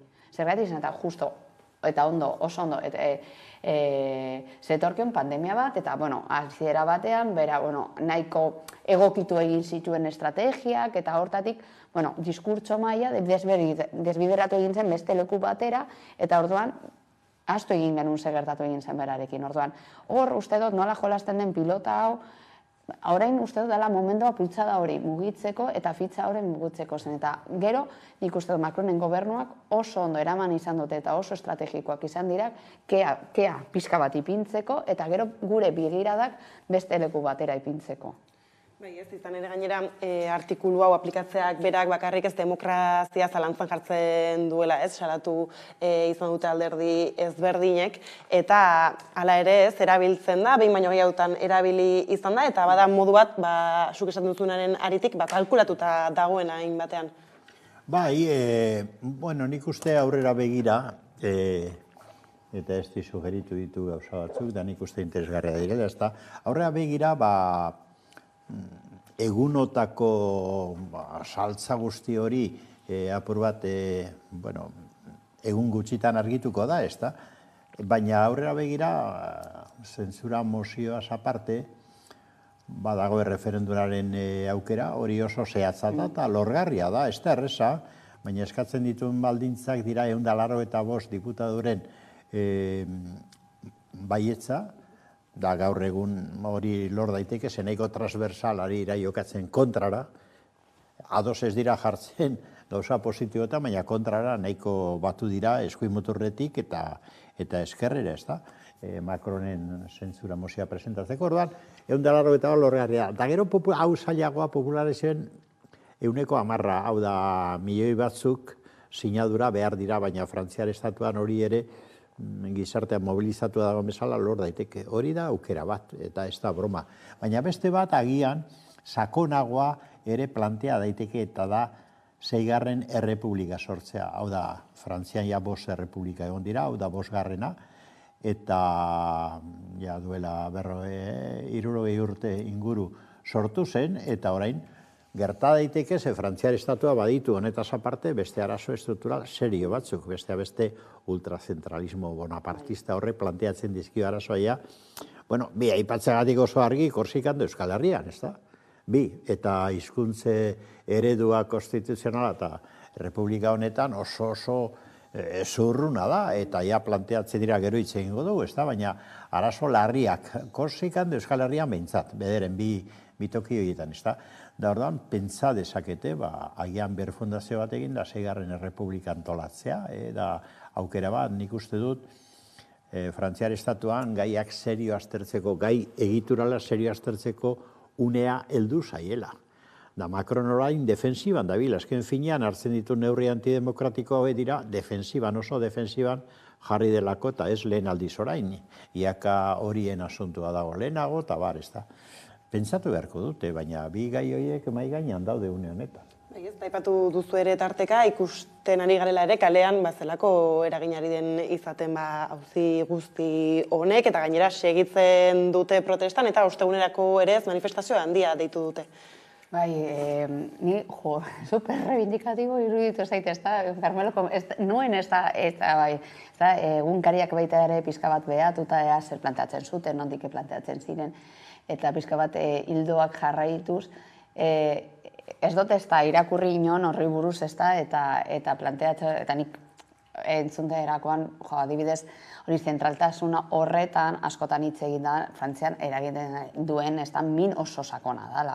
Zen eta edo zer egiteko ni bereziki, ez da, lantzen ditudan gaia da, ongizate estatua nola bideratzen den, oinarrizko zerbitzuak, eta daukaten zailtasun oso zail bat, markatu zailtasun oso konkretu bat, adibidez, gauzak perbideratzeko, batez leku txikietara, birmoldatzeko egoetara, eta hori, ongizate sistema guzti zentralizatuta dago, eta ez da leku guztietara heltzen dauzkaten zentruak eta zerbitzuak. Orduan, egia da, egituraren aldetik, Frantziak, baina, nik uste dut gure estatuia gehienak, behar dituzte berrikustea modu oso sakonean. Orain konkretuki, ez da ikustea, bultzadan oraino helduko den,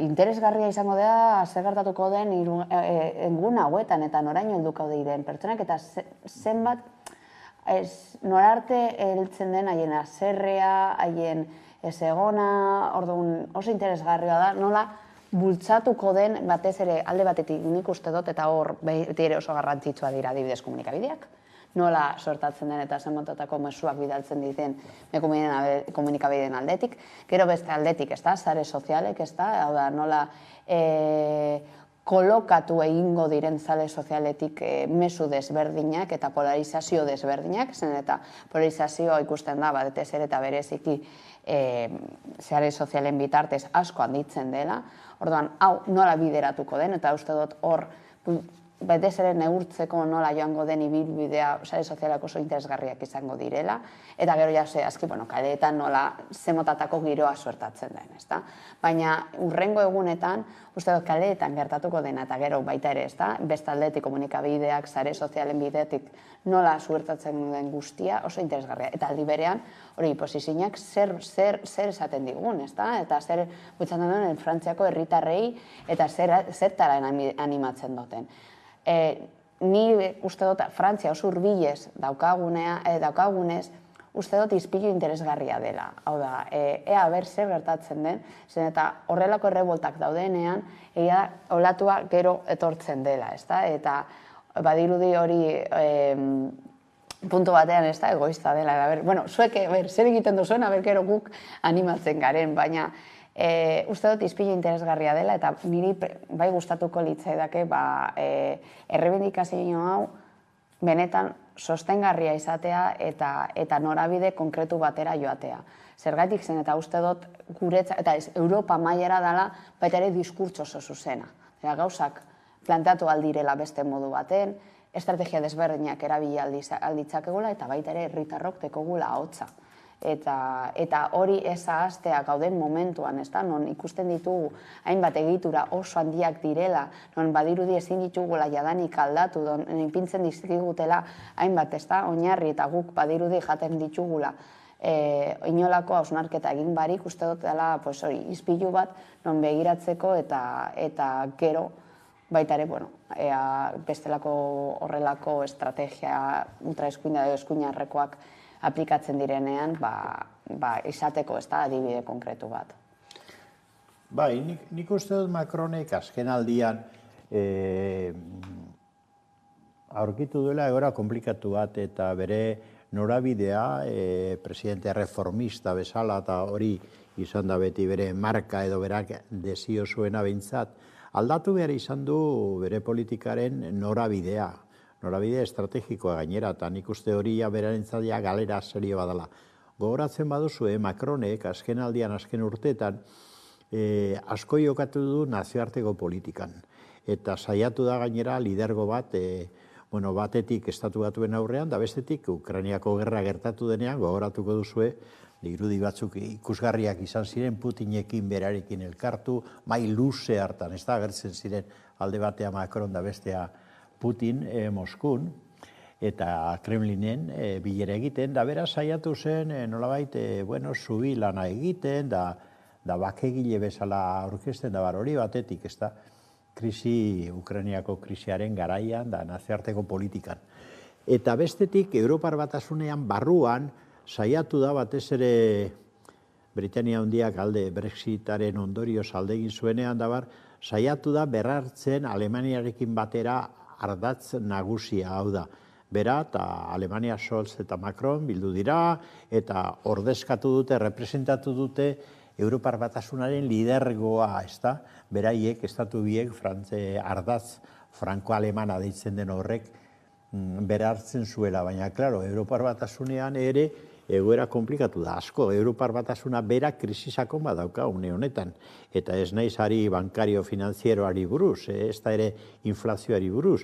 Dauka nortasun krisi larri bat. Ari da bi potentzia nagusia Txina eta Estatu Batuak ari dira zuzenean edo zeharka konfrontazio sakon bat izaten, arlo guztietan, eta Europar Batasuna ari da atzean gelditzen, Estatu Batuen politikaren menpe kokatzen, bai gerran da, bai bakean, eta nik uste dut egoera komplikatua daukala. Eta Macronek ikusi du aldiz, lehertu zaiola krisia non, estatu barruan. Lehen aipatu dugun, arazo egitural horiek ditulako bestea beste, ez da?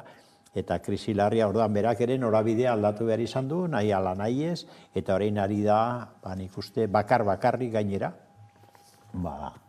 krisi hori konpondu nahian, baina ez dauka bat erarrez. Hori esanguratzua da, kontuan hartzekoa da, ze ondorio asko ditu Europar Batasunaren mailan ere, ez da? Hori guztia da une honetan mai gainean dauzkan arazoak larria dira, Macronenak eta Frantziar estatuarenak ere bai, esango nuke. Bai, ez da, eta harritu gara hitz egiten horrexlako islada izan dezaken beste herrialde batzuetan, eta Espainiar estatuaren kasuan ere, agian oin litzateke momentua ez da egin beharko balu, eta pentsio erreformez ari garen honetan, ez, orain gutxi aurreko astan onartu zuen ministroen kontseiluak berak, oin sindikatuekin eta beste alderdi politikoekin ari da Espainiar gobernua hitz egiten eta aztertzen, ez, norarteko babesa izango duen ala ez, hori nola ikusten zabiltzate? Bai, gertatzen dena Espainiako estatuan momentuan, ez da, dela, hartzen ari diren estrategiak, da pixka bat ematen digutela, ez da, jatxeko herritarroi, hau aldatzen ari gara, honi buruz hitz egiten ari gara, baina sustrailean, ez da, eta estrukturalki ez dira oraindik ere gauzak aldatzen. Eta dauzkagu, 1000 adibide honi buruz, ez da, berdintasunari buruz hitz egiten dugu, legeak, ez da, daude askotan baietz bai legea batu egin da eta saldu egin digote, baina izatez genero indarkeriaren legea 2007ko lege bateko non ezinbestekoa da aldatzea. Eta oraindik hori ez daukitu. Transexualen legea, bai, Euskadi mailan aldatu egin dela, baina hemen oraindik estatuan ez dela oraindik aldatu. Eta euskago horrelako adibide pila estatuan, ez da? Eta pentsioen egoera da beste bat, esaten dute. Joango gara aldatzen, egiten dituzte zerbait, orduan zer egiten digute, azkenean aplikatzea da. Gaude lanen, ez da? Gaude gauzak egiten. Eta orduan, klaro, ez da, ez dekogu horrelako aldaketa Macronen egoeran gertatu egin den modun, eta aldaketa ez da, bapatekoa izan, ez da, orduan, ez digu pisten hainbeste bertaratzeko eta kalera ateratzeko.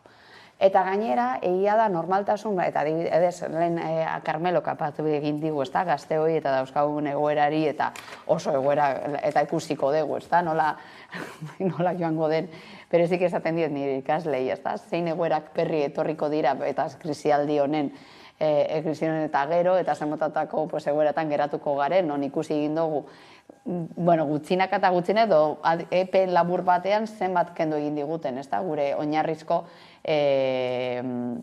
beharrei eta oinarrizko printzipioetan nola kendu egin dizkigute poliki eta omendik eta horretara, eta azkenean gaude egora batzutan orokorrean gazte bizitze egin da, ez da, nahiko traketza, baina egia da, gero beste modu batean normalizatu egin ditugu hainbat egoera. Adibidez, ikustea astelenero pentsiodunek borrokan egotea, haien diskurtsoak ebitaratzea, normaltzat hartu egin dugu, eta da, badakigu hor dagoela arazo bat, baina ez dugu aragotzen, ez dugu jaten pasu bat gehiagora joaten, ez dugu gehiagora, edo ez gara kaldetara ateratzen. Eta horrekin gauza asko, ez da, orduan, egia da normalizazio puntu batera edo askotan mai gainean, ez da, nik heldu berri izanaz, eta dagoen diskurtso maila da, produkzioa, gure produkzio maila oso altua dela, eta kantzauta gaude. Super kantzauta gazteok, baina normalizatu egin dugu hori, kantzauta egitea eta produkzio sistema super areagotuta egotea. Eta horri buruz ez gara gelditzen, ez dugu aztertzen, eta gauzak joaten dira gutxinaka gauzak sartzen, baina ez ditugu bestelako aldaketerak egiten, orduan. Uste dut hemen estatu mailan, ez da tentsio horretara heltzen, zen eta modu baten edo besten gauzak, begira, ez dugu hainbeste ukiteko pentsioen, baina beste alde bat igoko ditugu pixka bat. Edo ingo dugu, baina estrukturalki ez dira gauzak aldatu. Orduan, nik uste dut estanda bat egoteko, estanda bat hemen, eta gainera gure gizartea, ez dut Euskal Herriari buruz hitz egingo, baina da estatu mailan baita ere izan duten, isiltasun estrategiak oso ondo eraman izan ziren historian zehar, eta hori gure kodigoetan sartu egin da. Edo, estatu mailaren kodigoetan sartu egin da. Eta ateratzea kalera asko kostatzen da. Isiltasuna oso ondo eraman izan da estatu honetan, eta estatua eta horren kontra jateko estanda oso garrantzitsua egon beharko litzateke. Nire ustez, edo ikuspuntu soziologiko batetatik ikusita. Heltzen dizuzuk horrek, Carmela? Bai, Estatu Espainiarrean pensioen gaiak arazo larria ditu, behar bada Frantziar estatua baino larriagoak, baina ez dira horren beste, ez dik orain esan duen bezala, ez dira horren beste kanporatu, kaleratu eta agertu. Bueno, Bizkaian bai, Bizkaian badaukagu, nik uste oso aipagarria den pentsiodunen mugimendu iraunkor bat, etengabe ari dena, astero konzentrazioak egiten, da orain aste osoko halako ekitaldi berezi bat, itxialdi bat, baraua eta manifestazio bat deitu dute larumaterako, datorren larumaterako, da nik uste oso aipagarria dela Bizkaiko pentsiodunen mugimenduak edo plataformak daukan jokabidea, ez da, nik uste oso balia hondikoa, gainera eztabaida sakonak egiten ari dira, etorkizunera begira, gazteekin batera nahi dute jokatu, ze konturatzen dira ez dela problema personala edo adin bateko problema. Problema nagusia behar bada gazteek izango dute etorkizunean, ez da, eta hori nahi dute transmititu. Bueno, mugimendu hori oso aipagarria da, baina, claro, errealitate gordin batean oinarritzen da. Hego Euskal Herrian, pentsiodunen 40%, ia 1.400.000 den, harin esaten da, daude 1.000 euro edo are gehiago 800 eurotik berako pensioak hilean. Claro, gaur egun dagoen inflazioarekin, dagoera honekin zuk esango diazu zegoera sortzen ari den, ez da? Frantziar estatua baino larriagoa, hori hola da, ez da? Objetiboki. Baina, claro, hemen aldaketa ze gertatzen da, goiti bera egiten ari da. Europar Batasunak baldintza batzuk jarri dizkio Estatu Espainiarrari, Estatu Espainiarrak nagusiki onartu egin ditut, eskriba proiektuak hori dakar. Ze arazo daude hor? Bueno, bestea beste, gizarte segurantza eta pensioen egitura bera oso zentralizatua dagoela hemen ere, eta naiz da eskumena autonomiatan egon daiteken, gure kasua meitzat, ez da aldatzen, ez da esku aldatzen, ez da hori batetik. Gero, egitura bera pensioak negoziatzeko, esaten da, gobernua sindikatuekin, bai zera, hemengo sindikatuekin ez. Hemengo gehiengo sindikala guztiz baztertu du. Horretatik, da, komisioz da UGT hartu ditu, ez da. Eta gero, negoziazio politikoa bera ere Madrileko Kongresuan egiten du. EH Bildu nik uste aurreatu inda, ez dakiz zergaitik egia esateko, ez dut oso argi ikusten, zetrukean aurkeztu duena da, bueno, emakume, bai, alargunen, da pensio oso bajua daukatenen negoziazio bat egin du hori goteko, baina nik neuk uste dut ez dela nahikoa hori pension sistema osoa dagoen bezala eta transferentziaren gaia dagoen bezala horretan sakondu gabe egiteko, ni neuke.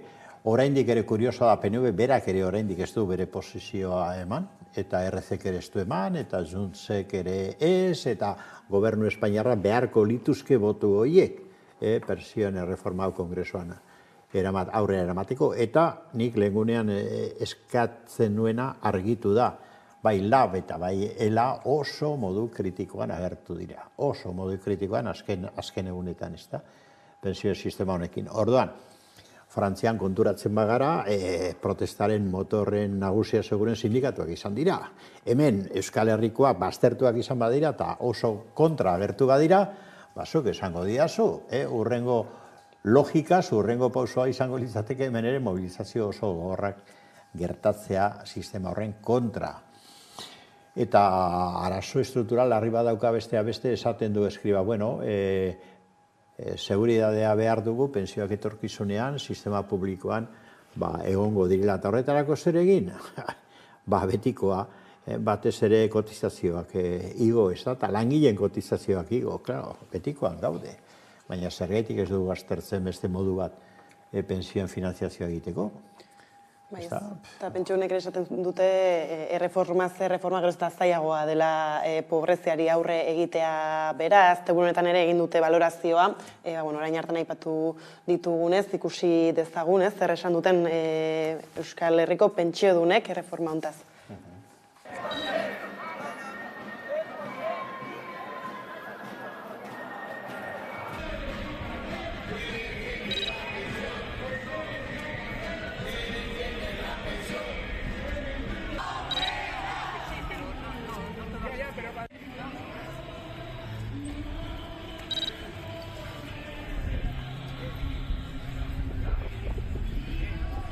titularretan agertu dena, izan da bakarrikan datu bat.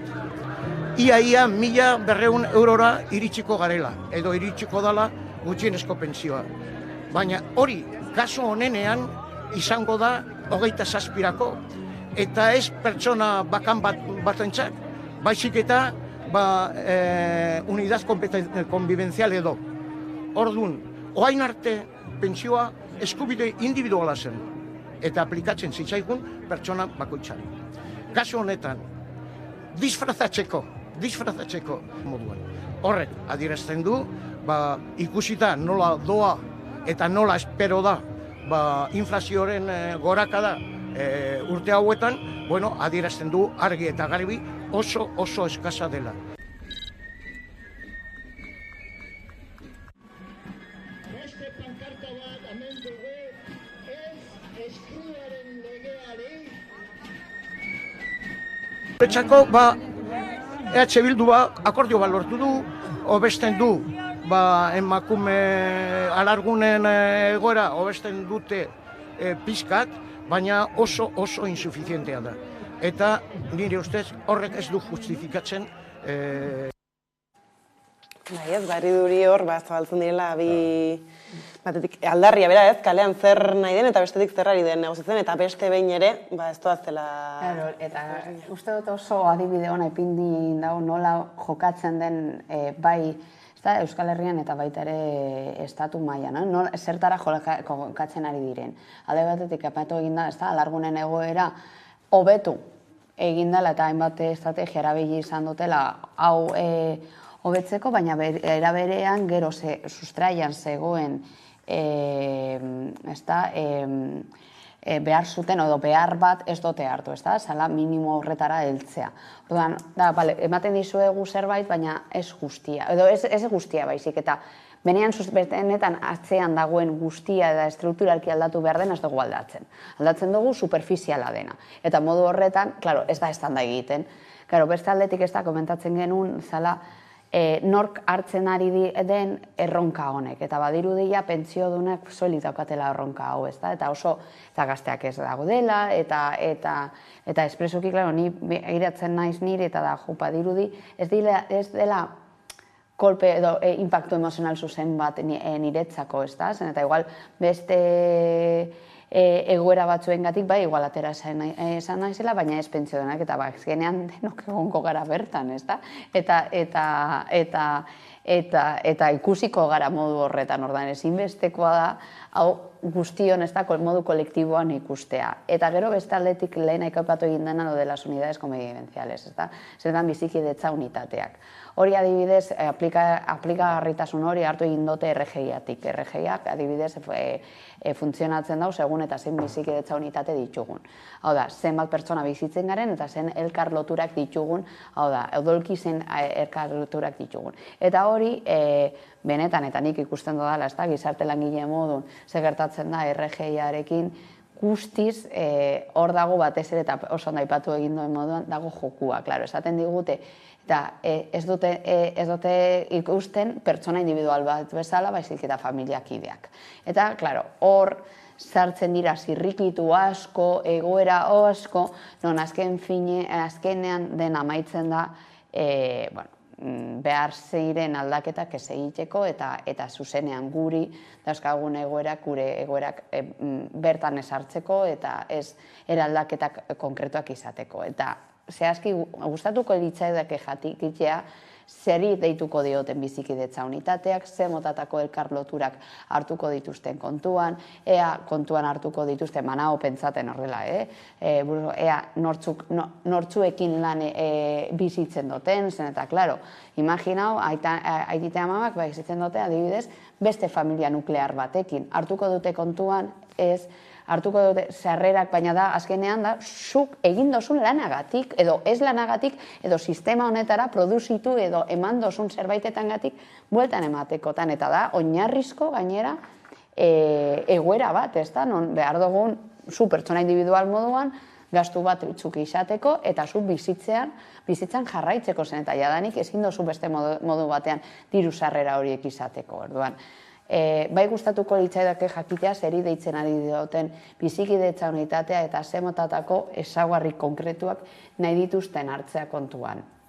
Bai ez, horren edo testu zehaztu horren zain geratu beharko gara, eta beste gai bati helduko diogu, protestez gabiltzala, izan ere Gazte Euskaltzalen sareak manifestaziora deitu du, hezkuntza euskaraz izan behar da lelopean, ez? Aurreko astan okerrez banabil sarean eta ikasle asko zehazten zuten nola, ez dakit ez, irakasgaien uneko kopuru bate gazteleraz zutela, eta purat aldarrikatzen ez, berezik ikasunetan zen Euskal Herriko Unibertsitatean, guztia euskaraz izatea, ez duek justo ez, alor horretaz jakin badakizue, nola heltzen diozue aldarri honi?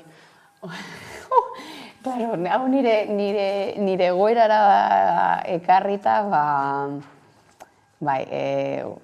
claro, nire gustatuko litzateke nire ikasleak hitz egitea, eta espresioki bizi egiten dutenak euskaraz hitz egiten dutenak, eta zein egoerak bizi egiten duten, eta egia da, nik bakarrik esan, gustatuko litzaidake esatea, errekurtso gehiago behar ditugula. Uste dut, oinarrizko bereziki unibertsitatera bideratuta, errekurtso asko behar ditugu eta ez direnak prestatzen, zen eta badirudi, edo daude beste lehen mailako bestelako behar batzuk edo uste dutenak behar batzuk daudezela, eta ez daude errekurtsorik bideratuta, eta hortatik aurkitzen duguna da oso egoera desberdintzoak, haien hizkuntza erabiltzeko aukera batzuk ez dituztenak aurkitzen, bai ikasgaietan, bai dauzkaten errekurtsoak gauzak bilatzeko, baita ere lanak egiteko, dauzkate egoera oso desberdinak, ezta?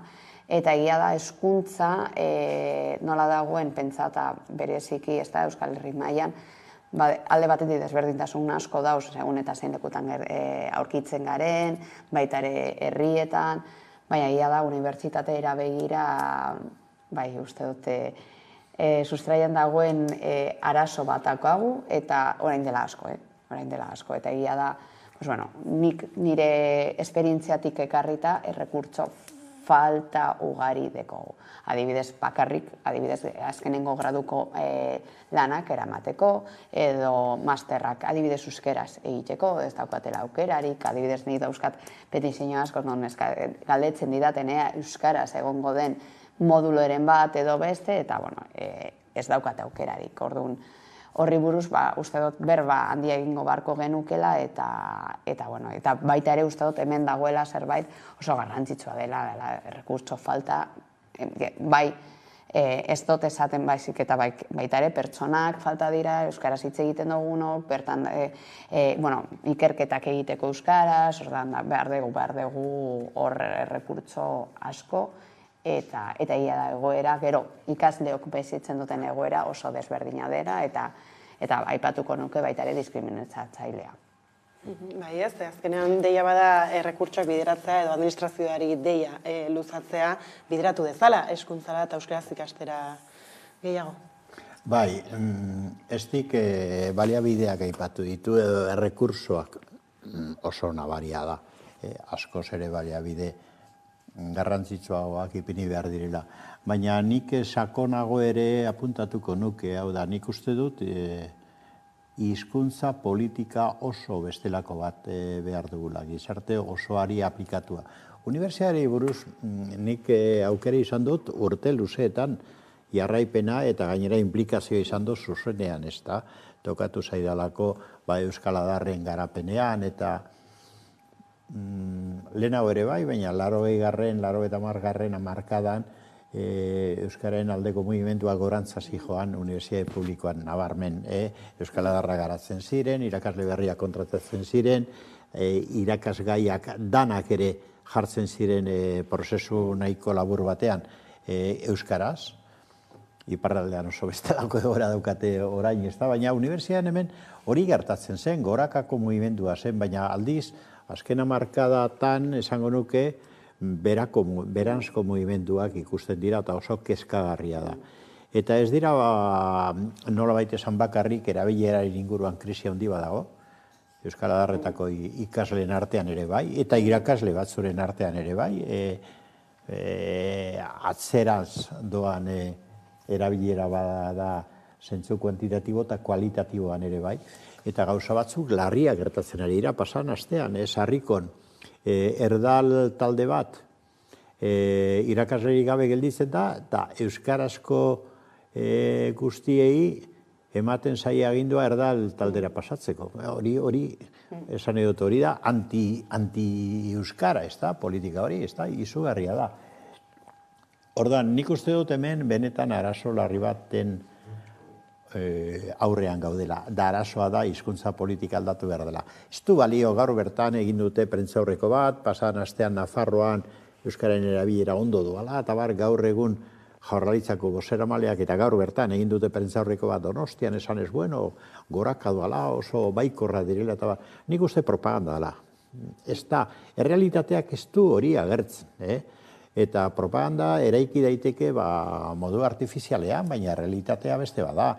Nik gazte euskaltzaleen sareak mugimendu horren sorrera ikusi dut, ikusten ari naiz ze asalpen ematen duten, datorren ostegunerako manifestazioak deitu dituzte, eta egundoko apoia lortu dute, Behatokia, Kontseilua, Euskal Herrian Euskaraz, sindikatoak, eta 4 hiriburuetan Euskal Herrian, seguru manifestazioiek eguerdian oso jentetsuak eta indartsuak izango direla, egoerak kezkagarria dago oso. Baleabide aldetik bai, baina sakonago, hizkuntza politika ez da bat ere egokia. Eta nik uste horrek provokatzen duela krisi iraunkor bat, eta euskararen egoeraren larritasuna, ez da? Lotuta ere eskuntza legea beraren bueltan, zirriborroa aztertzen dabiltzain bat eragile, eta azken astean salatu izan dute ere murgiltze eredua bera, ez dela behar bezala sartzen, elak esan du ez duela jarrituko negoziatzen eskuntza lega bera, Euskal Herrian Euskarazek ere salaketak egin ditu, eta hau bai izan da gainera, gure gizartean azken urtean mobilizazio handana eragin duen lege bat, lege proposamen bat, eta badirudi aurrera aterako dela azkenean, orain ez da, Karmelo hori entzuterakoan hizkuntza politikara buruz hitz egin duenean, pentsatu egin dez, zein da gure hizkuntza politika? Eta egia da, zeharkaki sartu egin dena da, gure kanpoko hizkuntzak indar gehiago dekotela gure hizkuntza baino. Eta ikusten da, nik ikusten dut 1 eurotan unibertsitatean zenbat garrantzia ematen zaio kanpoko hizkuntzei, gure hizkuntzeari baino, bereziki zerra atera nahi duten, non dago suposatzen den lehiakortasuna, eta askotan hitz egiten dugu unibertsitatean lehiakortasunari buruz politika edo kultura baino gehiago. Eta ni askotan pena ematen zen, eta nik bertan lan, nik nola pentsaten dut hezkuntza eta zertan sinesten dut, uste dut unibertsitatea dela espazio bat kritika, hausnarketa eta gauzak eraldatzeko. Eta batez ere lehiakortasunari buruz, lehiakortasuna hitza entzuterakoan, niri beti, iak beti bipintzen zaizkite, zeri buruz hitz egiten, eta zertara gaude bideratuta, ni ere irakasle modun, zer bultzatu nahi dut, zer motatako pertsonekin lan egingo dut. Eta zein izango den nire helburua, hor ni baita ere dekot nire implikazioa eta etikoki eta baita ere, nire misioa, esaten dena askotan unibertsitatean. Eta hortatik hizkuntzari begira ikusten da, hizkuntza politika euskara albo batera.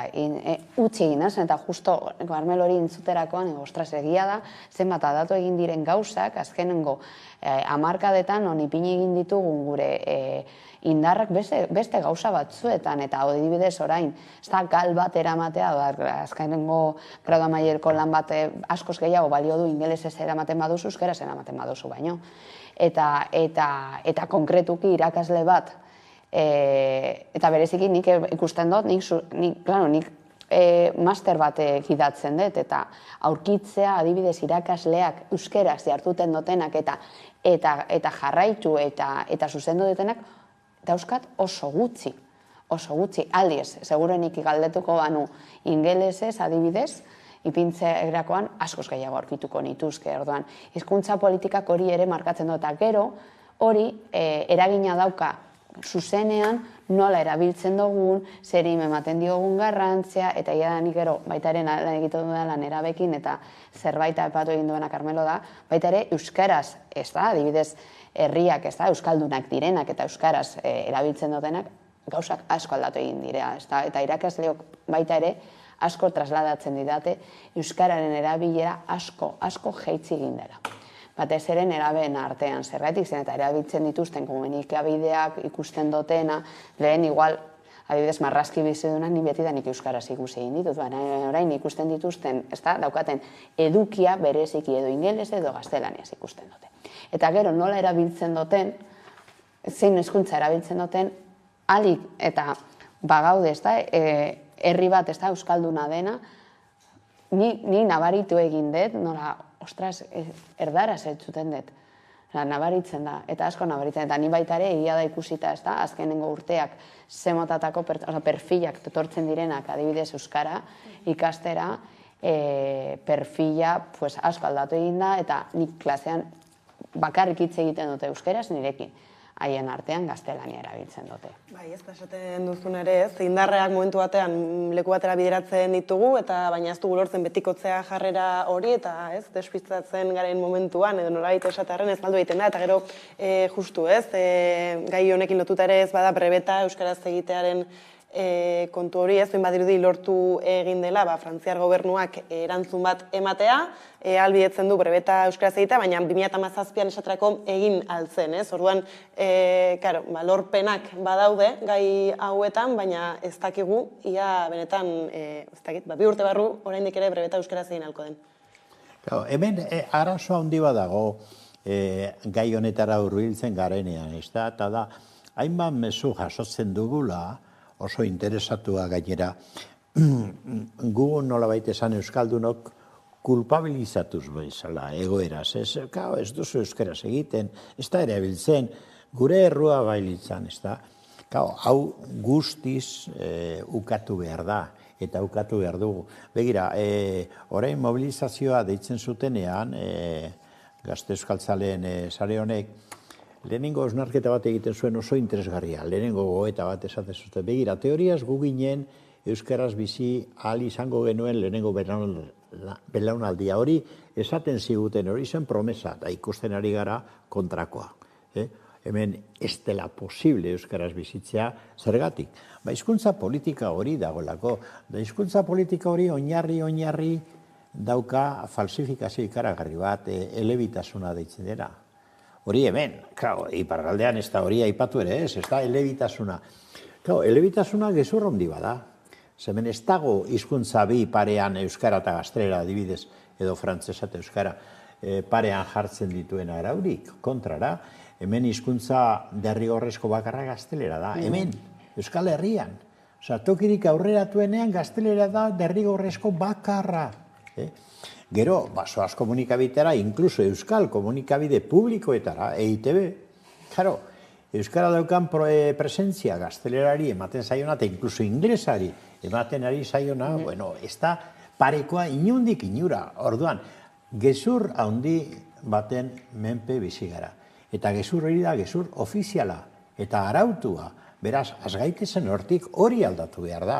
Euskara izan behar da, nik uste, populazio guztiak ezagutzen duen hizkuntza Euskal Herri osoan, da horretarako bitarmetz hori bihur daiteke egia euskaraz bizializatea. Hemen ezinezkoa da. Eta beste guztia da propaganda. Orain bihar perentzan titularretan agertuko da. Euskara Gipuzkoan gorantzadoa, ez da egia, hori da arazoa, ez da egia. Eta ezin da bizi, Gipuzkoan lurralderik euskaldunen Euskal Herri osoan, ez da posible bizitze euskaraz gaur egun. Orduan, hortik hasi behar da, aldaketa sakon bat behar da, eta zentzu horretan.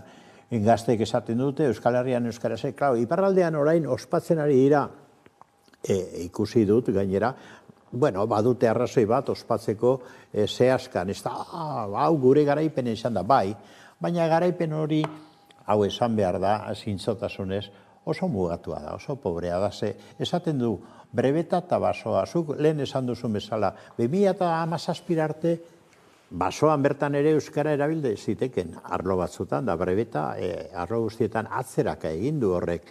Eta behar izan da, kriston mobilizazioa, brebeta berriro euskaraz jartzeko hainbat arlotan, arlo zientifiko importanteetan, baina basoa zer, ez dago ezer euskaraz basoan gaur egun. Bietatik garrantzitsuena ez dakit jendeak hau ezagutzen duen, basoa da garrantzitsuena. Brebetak ez du horrenbesteko garrantzirik. Ez baduzu gainditzen ere zu aurrera zoaz. Pasatzen zara, bigarren hezkuntzatik batzilerrera lizioetara. Pasatzen zara. Baina, basoa, lizeo amaitzean egiten denean, 18 urte gutxi gora bera, horrek ematen dizu basoa unibertsiera. Goi mailako hezkuntzara, da hor bai garrantzia handia dauka horrek. Hor ez da ezer euskaraz egiterik. Lehen bazen zerbait, orain ezerrez. Ordan, hori da errealitatea. Lurralde batean non inon ez den ofiziala, ez da koofiziala ere euskara. Hori da egoera, ez dezagun tramparik egin, da guk ez dezagun sinistu trampa hori eta autoinkulpazioa egin gainera, ze errua ez da gurea, guk nahi dugu euskaraz bizi eta medioa jartzen ditugu, personalak, baina ez digute posible egiten hori. Esaten diat hemen utzi behar dugula solasaldia bera, eskerrik asko joi, gaur gurean izatearren. Eta urrengo arte, eta orain gu jarraian eguneko albistekin bueltatuko gara.